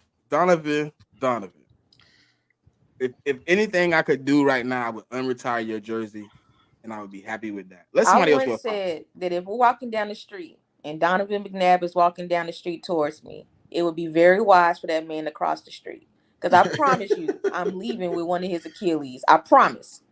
JB, I don't even think him crossing the street would be enough for me. I think I might follow him across the street. I need that confrontation. I'm gonna be like, you drunk piece of trash. You had one job. Stay sober until after the Super Bowl. You can celebrate all you want to. You had what? And then the worst part was you throwing up on the field. Like, bruh, no, everybody in the world didn't need to know you was drunk. Everybody didn't need to know. You couldn't have suck it up and just do something else, swallow that. And then he had so many ego problems, bro. Like, it drive me crazy he had to be a Philadelphia Eagle. I was clearly sitting in the Washington,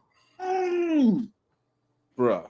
I'm gonna just say this and then I'll leave it alone. I promise, DV, you can have it. Because I will go on and on about Donovan McNabb. Terrell Owens is probably the most unlikable personality that I've encountered in a long time. And if I'm siding with him, you know you're a problem. Donovan McNabb was such an albatross around our neck that the day he left, I literally threw a party. Literally. Hey, I met T.O. in person though. He's not as bad as he is a persona. Well, T.O. is not bad. I hope so. Dante Culpepper was ain't a long story, but he was dating a family member. Him and they came down. I was like talking to T.O. It was kind of like he was so humble, bro. I was like, this ain't the dude that played for my team in 2004. Like, bro. He was like, young man. He was talking all. He was giving me knowledge. I'm like, bro, well, that's great to hear. And for forever, I was like, I already hated Donovan, so that just made it worse. He was like, "Yeah, man." He wouldn't talk about it. He didn't talk about it with me, so I ain't gonna like flex. But he was just like, "That's something though? that, I give T.O. respect because he came out there on a broken ankle or whatever it was. What did he come back so fast? And gave us everything. And He had that Donovan Aaron Rodgers surgery, didn't he? drunk behind was still over there.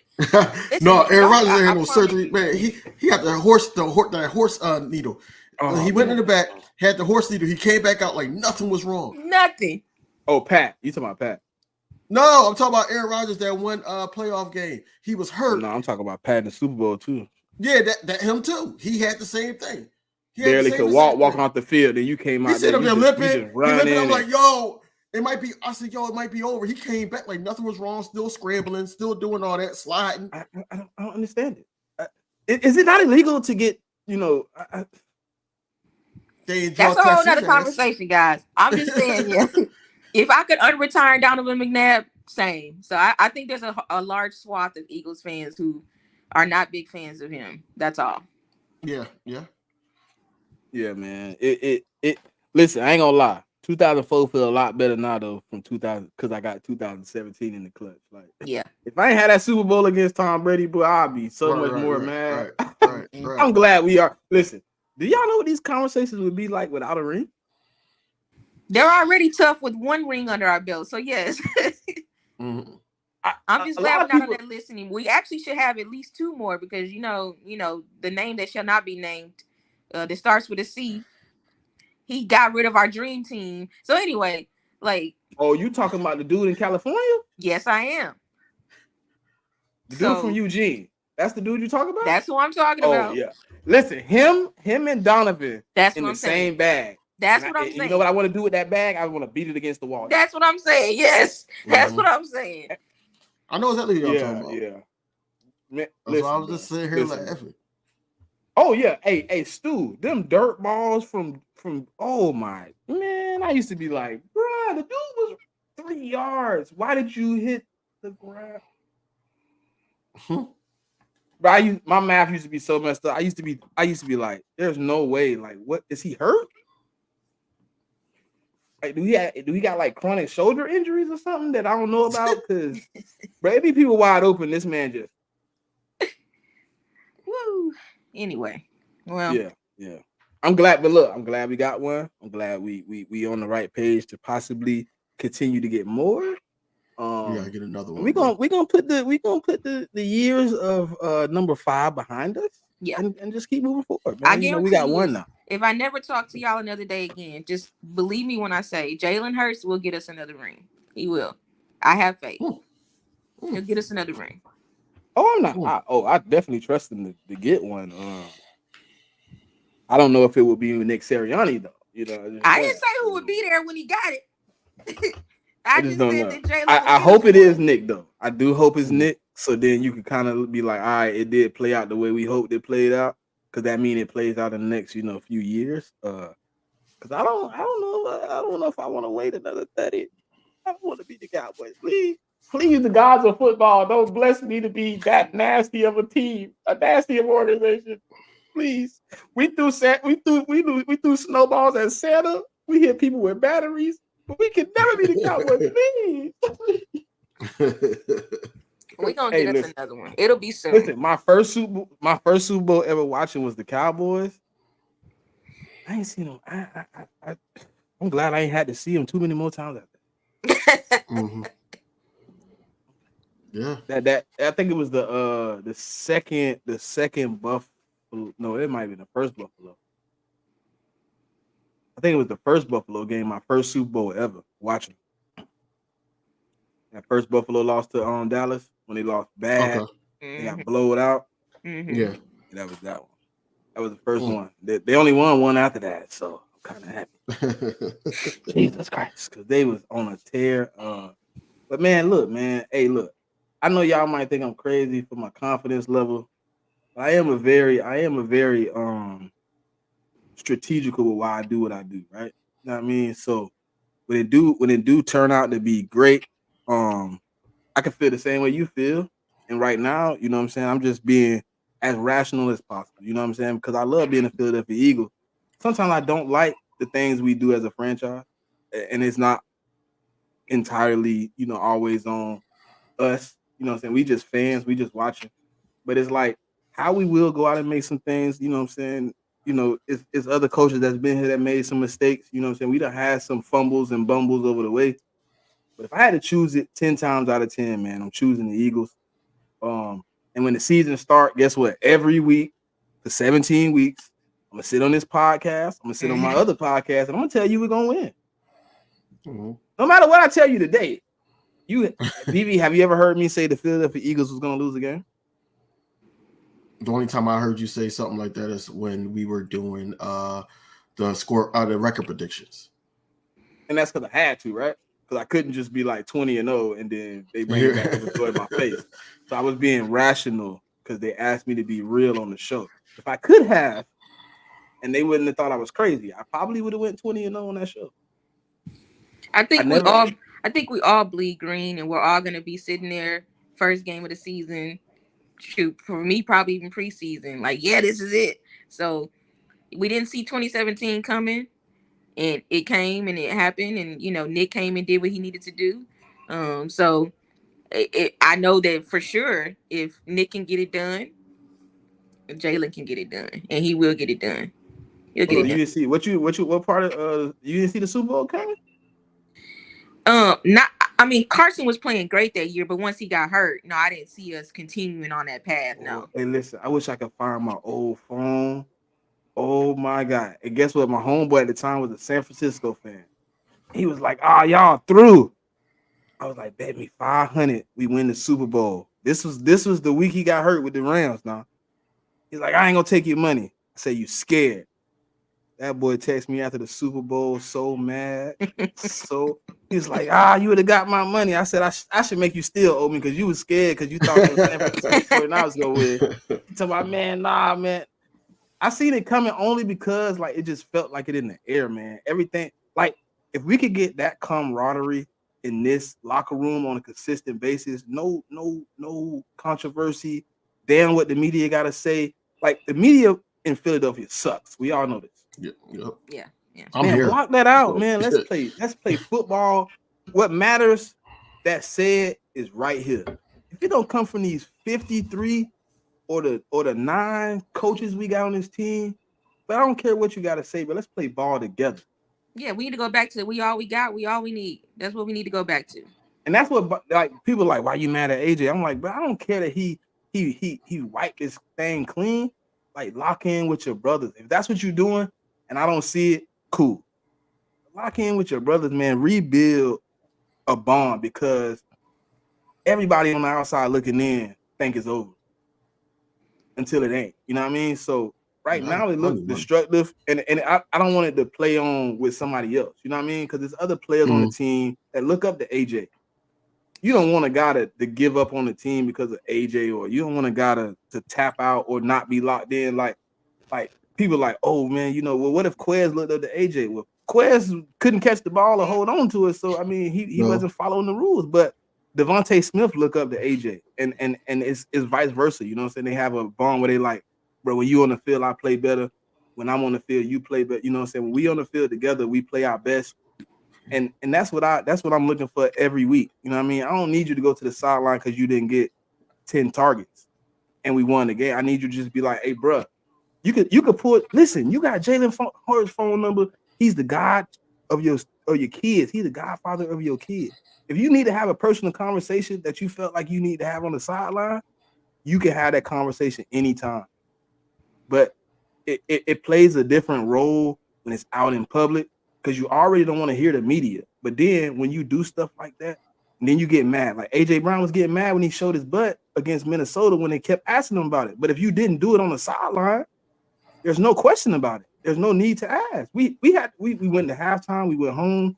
That conversation could have been held in practice or anywhere else, man. But he young too. The thing you're absolutely right. So I'm not disputing that at all. But the thing we love about AJ, which is his passion, his love of the game, his I'm gonna go out there and show you who I am.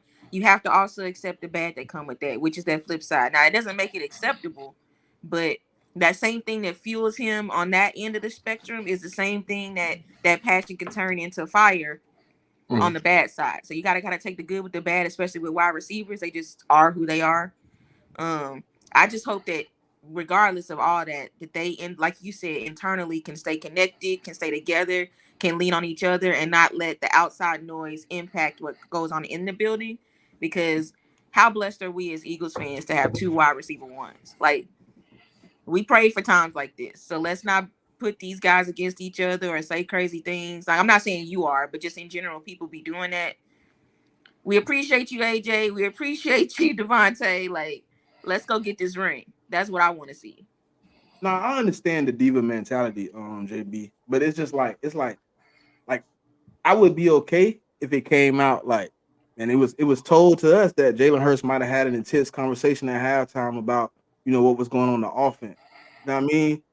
It makes it a little bit better. Like, you can be intense, you can get driven, but like spazzing on your quarterback on the sideline multiple weeks, you know what I'm saying? Because he not calling plays.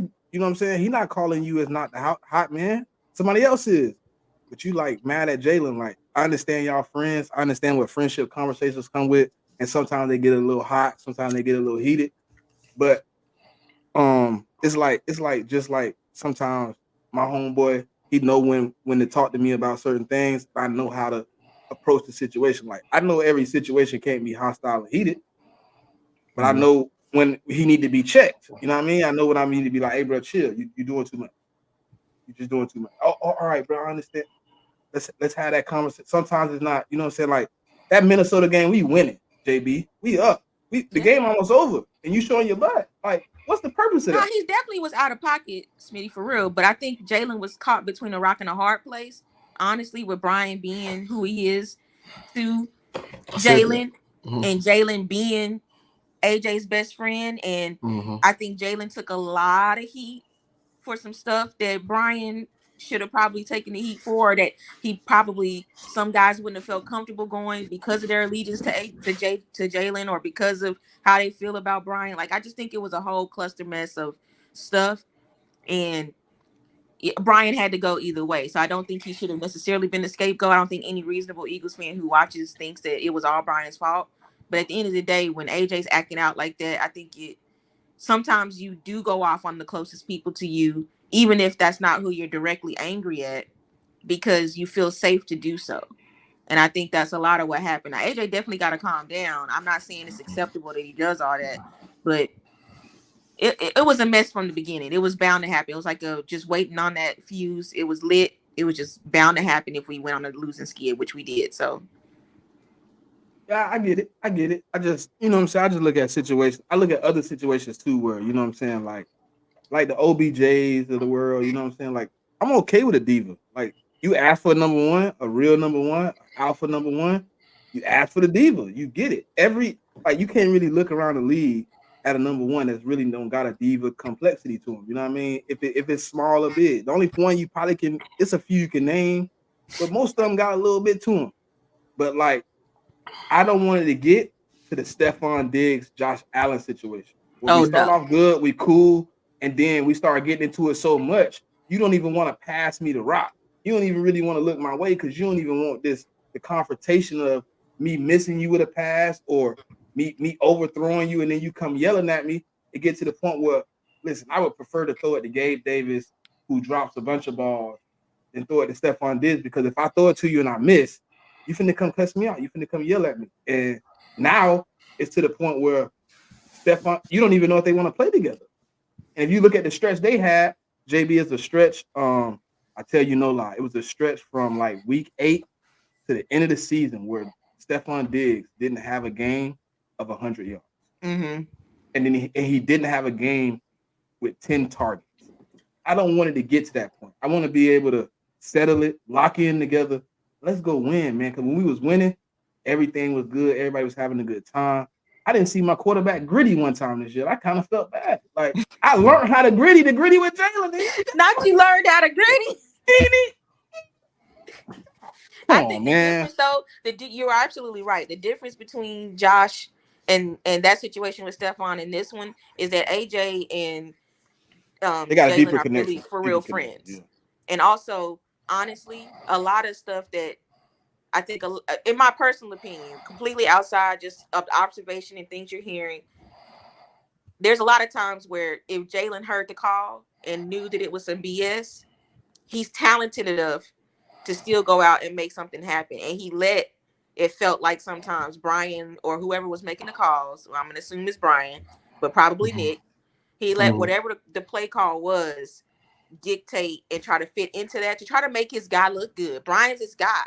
So I think there was a lot of, Jalen was just in the middle of, it's just like being a kid and your two parents are divorcing or beefing or fighting. Like you don't really know what to do. So you just, you get kind of froze a little bit. I think he was caught in a rock and a hard place. It's like the two best friends. You the friend that's the middle friend. Like you friends with him and you friends with him, but they get into it, and then you like, dang, I want to step in, but it's kind of like, all right, I'm gonna just let them figure it out. Yeah. So Jalen already the quiet type. So he definitely was like paralysis. He didn't know what to do, so he didn't do nothing. And then that's where we got the season that we got. So I think that would be changed with Brian being out of the picture, whether it was all his fault or not. Him being away from that situation and giving Jalen Hurts back a little bit of autonomy and working with someone completely new, a blank slate. I think that will clear itself up. They'll be fine. I think I don't even think it was Brian Johnson necessarily relationship. I think it's a respect factor too, JB. Like, I think when you watching like Sirianni come just basically take play calling from you, you ain't standing up. You're not even like, hey man, I got this, bro. Chill out. Let me like he really just like, it was times where I looked at the offense, I was like, oh yeah, Sirianni calling us. And it's like, Brian Johnson, you asked for the job, you interviewed for the job well, you got the job. Do your job, like, and don't let nobody come in. Cause like, even if I'm not the manager, bro, of a job, if I'm doing my job and you come try to do my job, I'm gonna let you know that I got it. Like, hey, come on, let me figure it out. And then when you see that as a player of an AJ Brown who's an alpha, now I don't got a lot of respect for you because you letting this man just step on you. You ain't even stepping up for us. Yeah, but if you have a $200 million or whatever it was quarterback in Jalen Hurts, who you lose your offensive coordinator the year before, and your head coach or whoever goes to Jalen and is like, hey, we want to consult you on what you think about Brian, blah, blah, blah. And he vouching for his dude. Like, I just feel like interpersonally, it created an untenable situation. It was never going to work out great because Nick didn't, I don't feel like really wanted Brian. Like he went with, he had a respect factor for him. Yeah. So it was doomed to fail from the beginning. And the only reason we went on that 10-1 stretch was because of the sheer talent and willpower of some of the guys. It was never going to work because of how that situation came about. I think he just should have stood up a little bit more. You know what I mean? Like, just show the guys you got some fight. Because even then, if you show fight, it's kind of like, they say the fighter take out, the followers take after the leader. Like, if you just show a little bit of fight, then you would have seen that on the field. You know what I mean? But it felt like the coaching staff laid down. They just started calling whatever. Because I already know Matt Patricia basically came out and said, oh, I'm just, doing what I can. I'm figuring it out on the way. When you watch that tape, that man is calling two defenses. He's calling cover two man. And then he's calling cover two cell zone. That's it. He didn't know anything else to call. So, like, when you change to Patricia, now the defensive guy's like, man, we running the same two plays, man. This shit ain't working, man. Come on, man. You got to call something better. Well, what I can call, you don't know. All right, well, let Sean call the plays because he at least know the playbook. You got Matt Patricia down here calling base defense and we getting killed. Now they done tapped out. Now Brian Johnson, on the other hand, you over here just getting ran over the same way Sean Desai just did. Even though you didn't see Nick Sirianni put him in the booth, we all seen it on the TV when we watched it. We like, man, this looked like some simple Nick Sirianni play calling right here. What happened to Brian? I thought Brian Johnson was the offensive play caller. So me watching the game, like, oh, well, what happened? Same thing that happened with the side. People wasn't bought in no more. Other people took over. Now, when you trying to step up or trying to stand up, why would I show you respect? Why would I be bought into what you had when you had the opportunity at 10-1 to just call a good game plan? 1 out of the 7 games that we had left, and it wasn't even a good game plan. JB, that Giants game, it is exactly what you said about the 10-1. The only reason we beat the Giants that first game is because we had better talent. Yeah. And then they figured that out. The second game was like, hold on. we're gonna figure out how to beat them in the second one because we could have beat them the first one. I just think it got to be better. It has to be better. And the only reason I say that, which is why I go back to the top of when I first joined y'all, the reason why it has to be better is because it can't get worse. I mean, it can, but as far as like removing the obstacles that were in place to begin with, which were the relationship between Jalen, the rest of his teammates, and Brian, and then Nick, and then that whole situation and how that came about. It was just not, it wasn't going to work. Now, I can't speak to the defense side like that because I don't know why that went the way it went. But for sure, I think the offense will perform better based on just that alone. I think if you had Brian Johnson and a different type of head coach, it might have worked out. Mm-hmm. But Nick being so I got it, I know what the F I'm doing type dude, he just stepped in instead of like another coach being like, hey Brian, come on, you gotta do better, you gotta figure it out. He didn't really have help. It was just like, hey, if you ain't figure it out, I'm finna figure it out. And if we don't figure it out, then you're fired. Yeah. Well, I want to know what DV thinks. We've been chopping it up. I just want to hear what my guy thinks. I mean, y'all basically hit everything on the nose. I just think that it was more so the coaches is always going to be the ones I feel fault for. I feel like Brian Johnson really wasn't the play caller. He was just a scapegoat. Honestly, I think it was Nick Sirianni's offense, and Nick Sirianni had a lot to say so in the schemes when Brian Johnson did call the little handful of plays that we seen all season. I think that he actually had his hands in there. He didn't really have full range. I feel like the scheme that Brian Johnson did where Gainwell threw the pass to Devontae, I think that was him all the way. I don't think that Nick Sirianni would have did something like that. But then I also think that the play that got Devontae Smith injured, I think that was Brian Johnson as well. I think that was on him. But you can't be consistent if you don't have consistent play calling. You can't be consistent. I feel like that with the Jalen Hurts thing, I said the same thing that JB said. I said that I feel like that there's too many buddy stuff that's going on in Jalen Hurts surrounding Jalen Hurts, and I feel like that Jalen Hurts has to get back to playing the game. Now, it was cool when Brian Johnson was just the quarterback coach, and he was right there side by side with Jalen Hurts. But now, as an offensive coordinator and everything, they don't know who to listen to. Number one, number two. He got to take care of everybody. He's got to make sure everybody eats. It's not just Jalen Hurts. When he sit up there and keyed in on Jalen Hurts, I think that's where he was at his best. I think that he was probably a little too ahead of himself, especially in this scheme. Now, if he goes into another situation, like I thought that he was going to get hired as a head coach for the Panthers. With a young quarterback, I feel like that he would do great with that because now they're both being, going through trial and error themselves. We're in a situation that we're trying to, get back to the big game, trying to win another Super Bowl. I don't think that this was big enough for him, but also I think that he was not put in a fair situation with Nick Sirianni being arrogant as he was, as the play caller, if that makes sense. But overall, I just think that the coaching staff had to put the blame on it when they made the switch from Matt Patricia. Short aside to Matt Patricia. I think that played in well with what was already a debacle of a defense because we couldn't tackle before Matt Patricia, and then after Matt Patricia, it just got worse. The numbers got worse with Matt Patricia. So I just felt like Nick Sirianni doing that play. All this blame is really on Sirianni and his decision making of making that switch. I just think that it was already in the books that, if short aside mess up, Matt Patricia was going to be the guy. But by then, you already lost the locker room on defense. And I feel like the locker room just lost faith in the whole defensive scheme at the end of the day. I was just curious. But yeah, I agree. And, I guess we'll see what happens. None of us know. We can't predict the future. But I have faith. I do have faith. How much faith you got?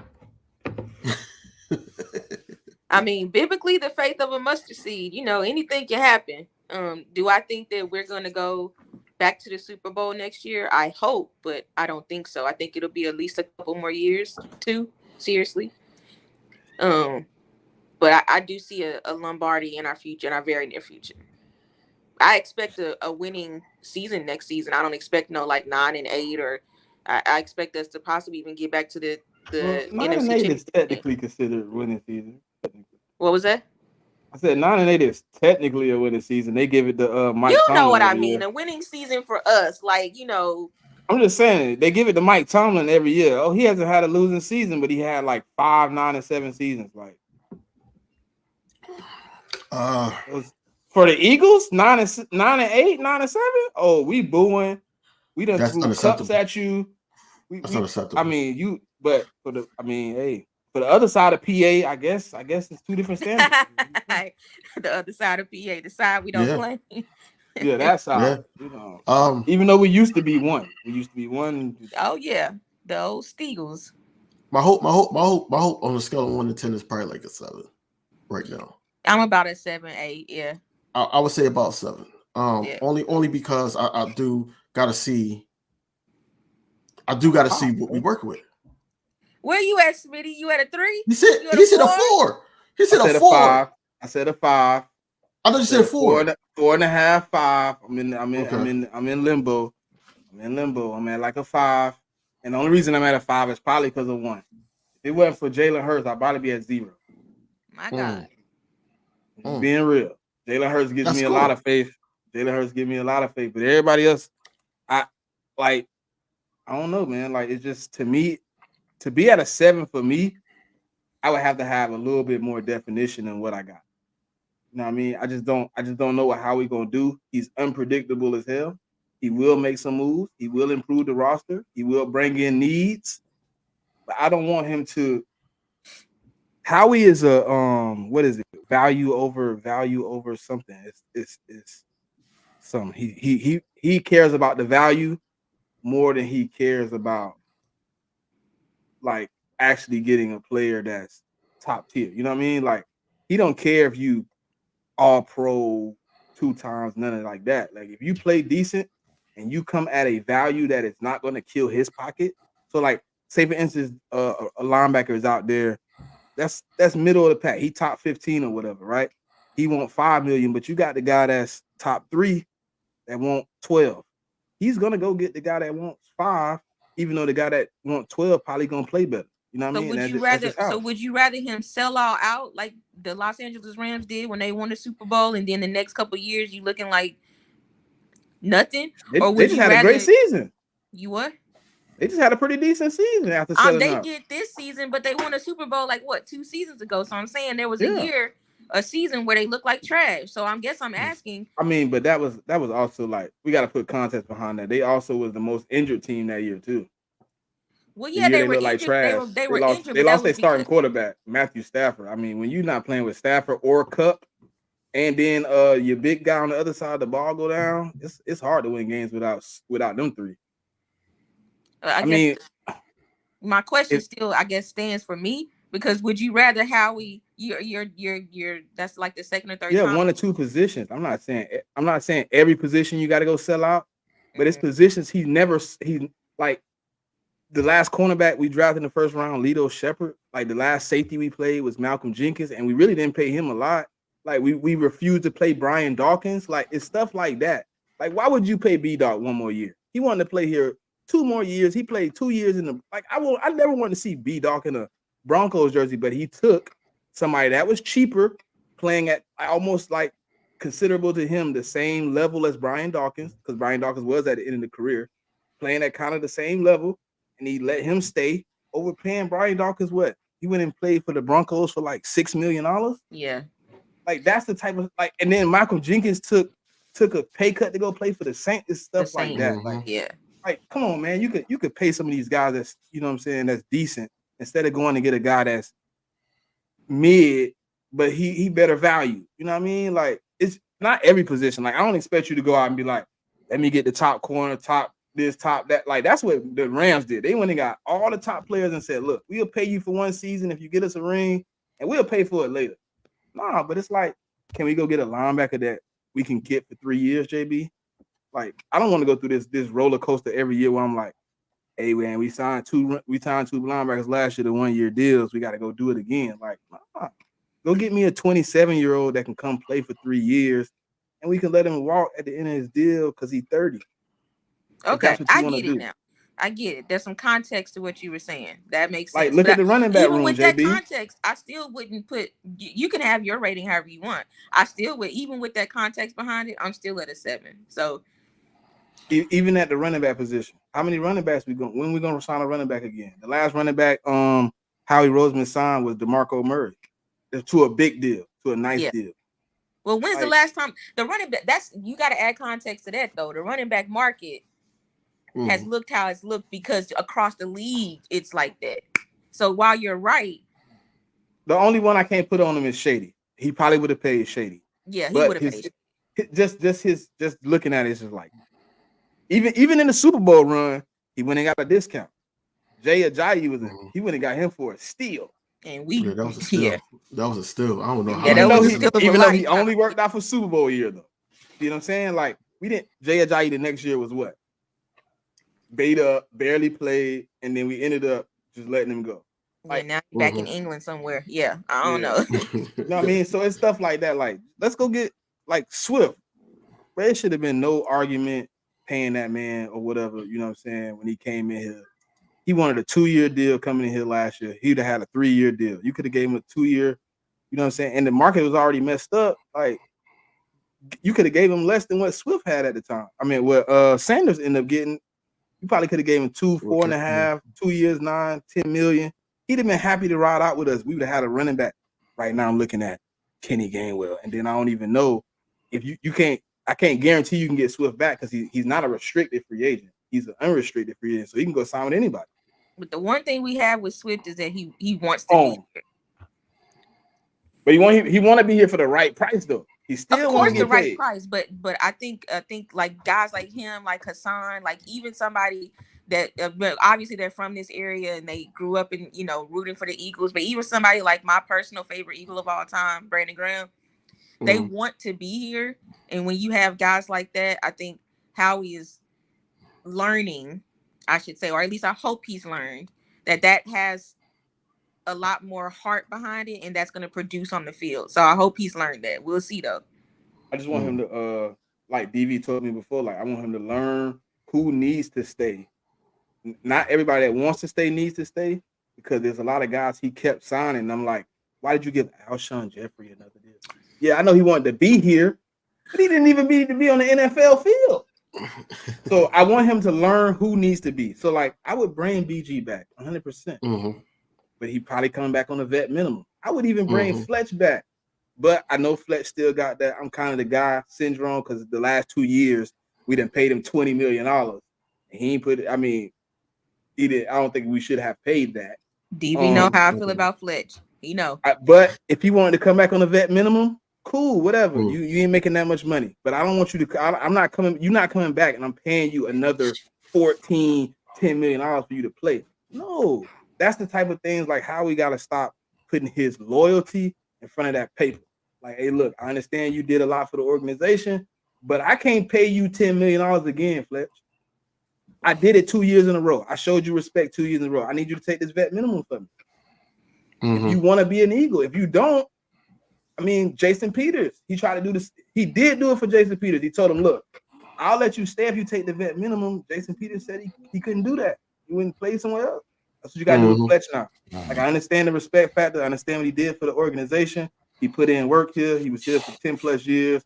If he ain't taking the right money. Facts. You're not lying.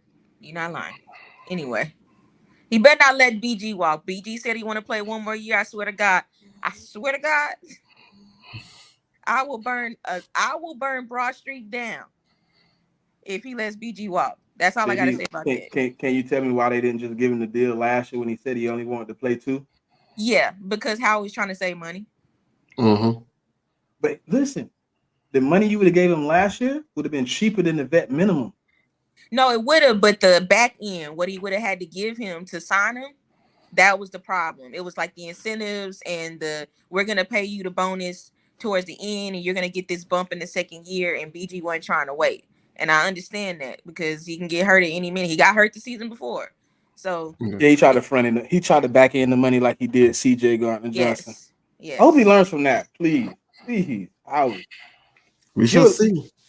Hey, listen. I seen the he's contract. available again. I seen the best contract I've seen is Jalen Hurts. He ain't complain. He ain't utter nothing. He like, hey, look, I'm gonna get my money. He gotta see. He's a great finesser, but some people ain't willing to be finessed, and that's just what happened with CJ. Like, and I think it should have been a some type of back and forth with that situation. It was like one call, and then CJ kind of like, oh, you tried me. I'm standing on business. I'm not calling you back. It should have been better, but I think Howie gonna make some moves though. I'm kind of interested to see what he do. I think he can go out and make. Listen, with the free agency market as it is now, he has the ability to make some very substantial moves. Will he make them? Because there's some cheap moves out there to be made that's substantial. Will he make them though? I'm ready to see, man. Like, I'm really ready to see. Like, I want to draft a running back too. I want to draft a running back. If we don't get Swift, just draft a running back. At least we have somebody for 4 years. I ain't saying first round now. I'm saying second. I know what you're saying. I know what you're saying. Maybe third. But I'm just saying, if we don't get Swift back and you don't really want to go out there and pay, since the market is crazy, it is a deep running back draft. There is going to be running backs available in the third, fourth round. If that's what you want to do. But I don't want to go in the season with Kenny Gainwell. But he ain't gonna do that to us, man. We gonna get somebody. We gonna get somebody. And hold on, there's some people that's okay with it, JB, and they be making me mad. They be like, "Oh, I'm cool with Kenny Gainwell." You gotta get them from Kensington Avenue for that's what they've been hanging out. Kenneth Gainwell is an RB1. He's not. We didn't expect him to be RB1 this year, and because remember at one point he was the only one that was signed, and then we signed Penny, and then we signed Swift. And then also we signed Boston Scott because Boston Scott was just going to be here regardless. But he wasn't an RB1. I don't even think he was a good RB2. I just think that they force-fed him a lot on us because he was a good pass blocker, or he was the best pass blocker that we had at the running back position. But I don't think that he needs to be on the roster. I think that if anything, I think that spot needs to be cut too. He needs to be cut. I think that we need a good 1-2 punch, and that's it. Swift and another guy he drafts. I think that's where we need to go. Honestly. Yeah, we need a good 1-2 punch. You see so look, the Lions did. Swift and draft one. Can we get rid of Kitty? Can we just? That's what I'm saying. Yeah, I think we. Yeah. They ain't gonna say bye though. He on a rookie deal. It don't even make sense to cut him at all. Just Boston Scott him. That's what you could do. Just put him at the back of the roster and let him go return kicks or something until he's done. Give him the Darren Sproles treatment. Yeah, kinda. Yeah, well, I didn't mean to bring up bad times. It's fine. It's whatever. No, I like Darren Sproles, but No, I like Darren too. Yeah, but to be relegated, to be the kind of guy he was, and to be relegated to just a return man. Kind of crazy, but I mean, Kenny Gainwell ain't even been close to what my boy Sproles was, man. Nah, Sproles was like, man. Hey, but isn't it funny that we kind of like those type of running backs, though? Isn't it what? I said, isn't it kind of funny that we like those type of running backs? I think it's just the more than any other city or any other NFL franchise's city, our city has a specific type of player that thrives and works, and we know what works. And so it is funny, but it's definitely our culture and how we roll. So that's not surprising.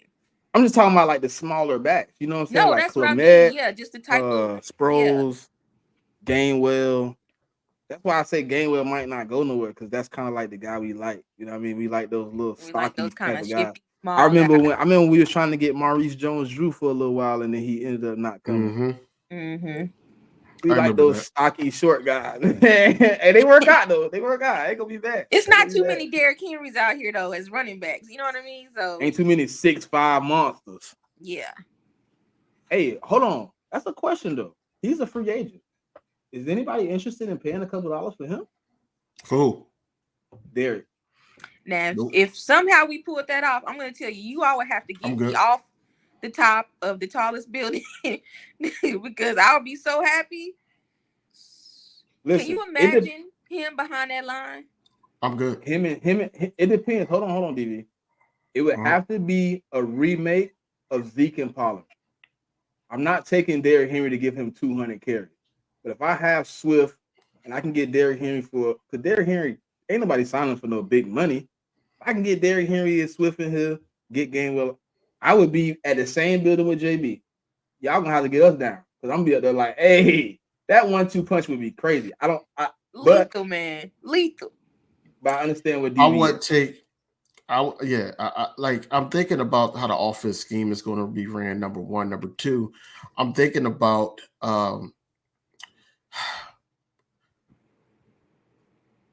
Derrick Henry is going to be like an auction running back. Yeah, it's like going to be a bid out. Auto auction running back, because I feel like that is so much that he dealt with in Tennessee that he's not going to be that same Derrick Henry. Yes, we did see him working out at the end of the season and everything. We did see that. But at the same time, I wouldn't take him. If anything, if we're going to pay somebody, I would rather get Saquon. Just because his cap's so much higher than Derrick, though. That's what I was going to say. That money's different. He won't, brother. You remember he turned down like $12 million last year, so we already know Saquon wants over 12. He turned down 12 from the Giants last year. I'm gonna see if I can find the clip, DV, but I'm gonna send it to you. Derrick Henry just did, like, I think it was a radio interview or something. And anyway, he said that somebody asked him what he's looking for on his next teams. You know, he did his whole, it's not official, but he did his whole goodbye to Tennessee. And he said, look, if I can go somewhere for maybe not the minimum, but something close to it, but if I'm going to get a chance at a ring, a real shot at a ring, he'll take it. So I think it's a possibility. His familiarity with AJ. DV. That boy Derrick Henry come through here talking about give me $4.5 million. Oh yeah, I'm on it. I'm on that. Right here, sir. You have a spot. Right. What number you want? Who got that number? Y'all need to what y'all want me? Y'all want me to pay to get the number off on? Yeah, I got 10 on it. Tell me how much I got to pay. Yeah, come on, man. Let me get that. Hey, listen. I know. Hey, Trader Chris, I understand what you're saying. The man averaged 300 yards and 300 carries a season. But LeGarrette Blount had a lot of wear and tear on his legs too. We put him right behind his line, and we put an extra guy with him. We went and won a chip. I'm cool with it. I mean, he can't be the only back. No. It has to be a 1-2 punch. No, it has to be 1-2. Yeah. Now, if you put Derrick Henry back there, you telling me he finna be the guy? I'm just gonna hope that he don't have to run so much, because Jalen Hurts is killing it and dotting it up, and he only got 125 carries on the season. Because if that boy, listen, somebody Tennessee fan told me anytime for the next 3 years that Derrick Henry go over 200 yards, all progression downhill, because that's what happened this year. He hit that 160 mark, and they was like, "Oh, is that Derrick Henry? That ain't him." He was getting tackled by one man. He wouldn't have no burst. You ain't got much juice left in them legs. I need 95 carries out you. Swift could take the rest. Just come in here. The tush, look, no more tush push. Derrick Henry got that. It would be something to see. It would be something to see. I would like to see it. And we're gonna run a lot more under the center this year too. Like, I think we're gonna have a lot more snaps on the center. They're just not gonna tell Jalen Hurts to line up, and shotgun and make it happen. I think we're gonna have a different type of run game where Derrick Henry does fit. You know what I mean? What y'all think about Josh Jacobs? Wow. I'm gonna let you go. That being said, I wouldn't even need Swift back. I ain't gonna even lie to you. When you get me Josh Jacobs, you can get me a serviceable backup. Josh Jacobs is 26. So if Josh Jacobs, so what you say? So wait, not to cut you off, but what you saying is if Josh Jacobs signed for a decent amount, you cool with Kenneth Gainwell being number 2? No. I said serviceable, sir. Serviceable. Kenny Gainwell is not serviceable. He's not serviceable. He said you're not gonna trick me today. Nah. I said no, serviceable. You know I'm messing with him. I'm messing with him. Listen, Kenny Gainwell is not serviceable, sir. So no, I would not be okay with that. But I understand numbers. Josh Jacobs is looking for a decent amount, but I know I can get 5 years out of Josh at a decent price. And I don't need another running back for a little minute. I'm curious because I truly don't know. I don't watch a whole bunch of Raiders games or wherever he was playing. What is his 40 though? Because sometimes it be looking like he be running the slowest speed. He's not fast. I want to say he like 4.4, 4.5. He ain't fast. But if he get past you, your safety, come catch me. I'm gonna look it up though for you. I gotta look it up. Because I'm saying, if we're gonna pay a dude the kind of money that Josh is gonna want, I'm gonna need you to give me at least a 4.3, at least. Oh, he's a 4.5. See, that's on top. Come on, man. Come on, man. Yeah, 4.5 a little bad. 4.5. But that was, I mean, I wonder what he kind of do still be looking slow. I can't even lie. Yeah. Hey, but look, I ain't gonna lie. It's been a few times with Swift. I thought he was gone. I'm like, Swift, Nah, Swift. You know, with Swift, he got a little bit of that shady in him, though. He be doing that left, right, man. Yeah, he be doing that. He don't be like running. He be like, like and it take him a good 5 yards to get up to his top speed. And by then, they done caught up to him. So, hey, is it just me? Look, real quick before we leave, before we get up out of here, is it just me, or was it a few times where like people like you watched Swift and it was like he was trying to cut before his feet cut and he just tripped? Hey, he'd be like, that's how he fumbled one time like that. He fumbled one time when he got hit in the head.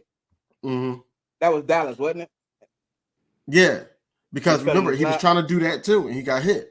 Yeah, he fumbled like that one though. It felt like sometimes he be moving so fast, like his feet don't even catch up, and then he like just fall over. Yeah, because his brain, it's like almost like a wide receiver or something when they're getting ready to catch the ball, and then they gotta get hit. They're gonna get hit, but they gotta turn. Like their brain is already 2 steps ahead when your body's still back here. That's kind of how it is with him. Hey, I ain't gonna lie though. I mean, you know, Josh Jacobs sound good on DV, but I want to give Swift another run. I think Swift would be great in this offense. I just think him and Jalen, you know, remember I was telling you last year about the RPO with different running backs. Like you get that once you start getting that chemistry to know when I need to give it, when I don't, you know what I'm saying? When you start feeling your running back, like he had that chemistry with Miles, so it was kind of easy to play the RPO game. I think him having Swift another year, seeing that Swift has never played with a mobile quarterback, never been in the RPO system till this year, I think we could get a little bit more of the RPO next year, man. I would like to see it one more time before I move on. Yeah, but yeah, it got to be the right accent price on both sides. Yeah, but hey, man, we made the 3-hour mark tonight. We had a great guest in Miss JB. You know what I mean? Hey, JB, look, I'm controversial, but you gonna tune in and be like, dang, his whole take changed. Yeah, look, when it's time to buy in, I'll be bought in. I'll be here, solid, standing. Don't nobody got time to wait for you to catch up, man. Come on, listen, man. how we gotta make 2 moves before I move to a 7. He gotta give me at least another linebacker and at least get Bradbury off my team. He give me Bradbury off my team. I'll come on here and say I'm at a 10. If he's not here, I believe anything can happen. Well, I just wanted to say thank y'all for having me. This was fun. I appreciate it so much. Hey man, you're welcome anytime to come back, man. You know, next time, you know, I'll be prepared. You know what I mean? Oh, that's not me. I nah. do with that. Nah, it ain't. Listen, DV. Look, I done caught DV a few times. You know what I'm saying, with some surprise guests. But we had to change the show because the show says early mock draft. We skipped that. We'll get it next week, y'all. My bad. I probably did kamikaze y'all that. My bad, guys. Nah. See, look, the conversation got good. I didn't even think about it till my other computer just turned on when I hit it. I was like, oh, we were supposed to do that. Now we catch them next week. It's all right. We got plenty of offseason to go, plenty of time before the draft. My computer about to die. So, with that being said, love y'all. Appreciate y'all for coming out, man. Greatly. We love that y'all show the support, man. Hey, look, tap in. Hey, look, if y'all can find the Miss JB on Twitter, man, follow her. She obviously has told us she has great content that she will post talking that crazy stuff. I mean, y'all Eagle fans, so y'all all blend in well together. So until next time, man, y'all know what it is, man. Peace, love, and hair grease. Yo, what's going on, everybody, man? It's your boy KingDv, and I'm with my co-host Smitty. What's going on, bro? Man, it's love, man. Time for AJ Brown. Michael Carter the second. They don't know Jalen Hurts like we know Jalen Hurts. Was hanging on to Jalen Hurts. Until next time, man, y'all know what it is.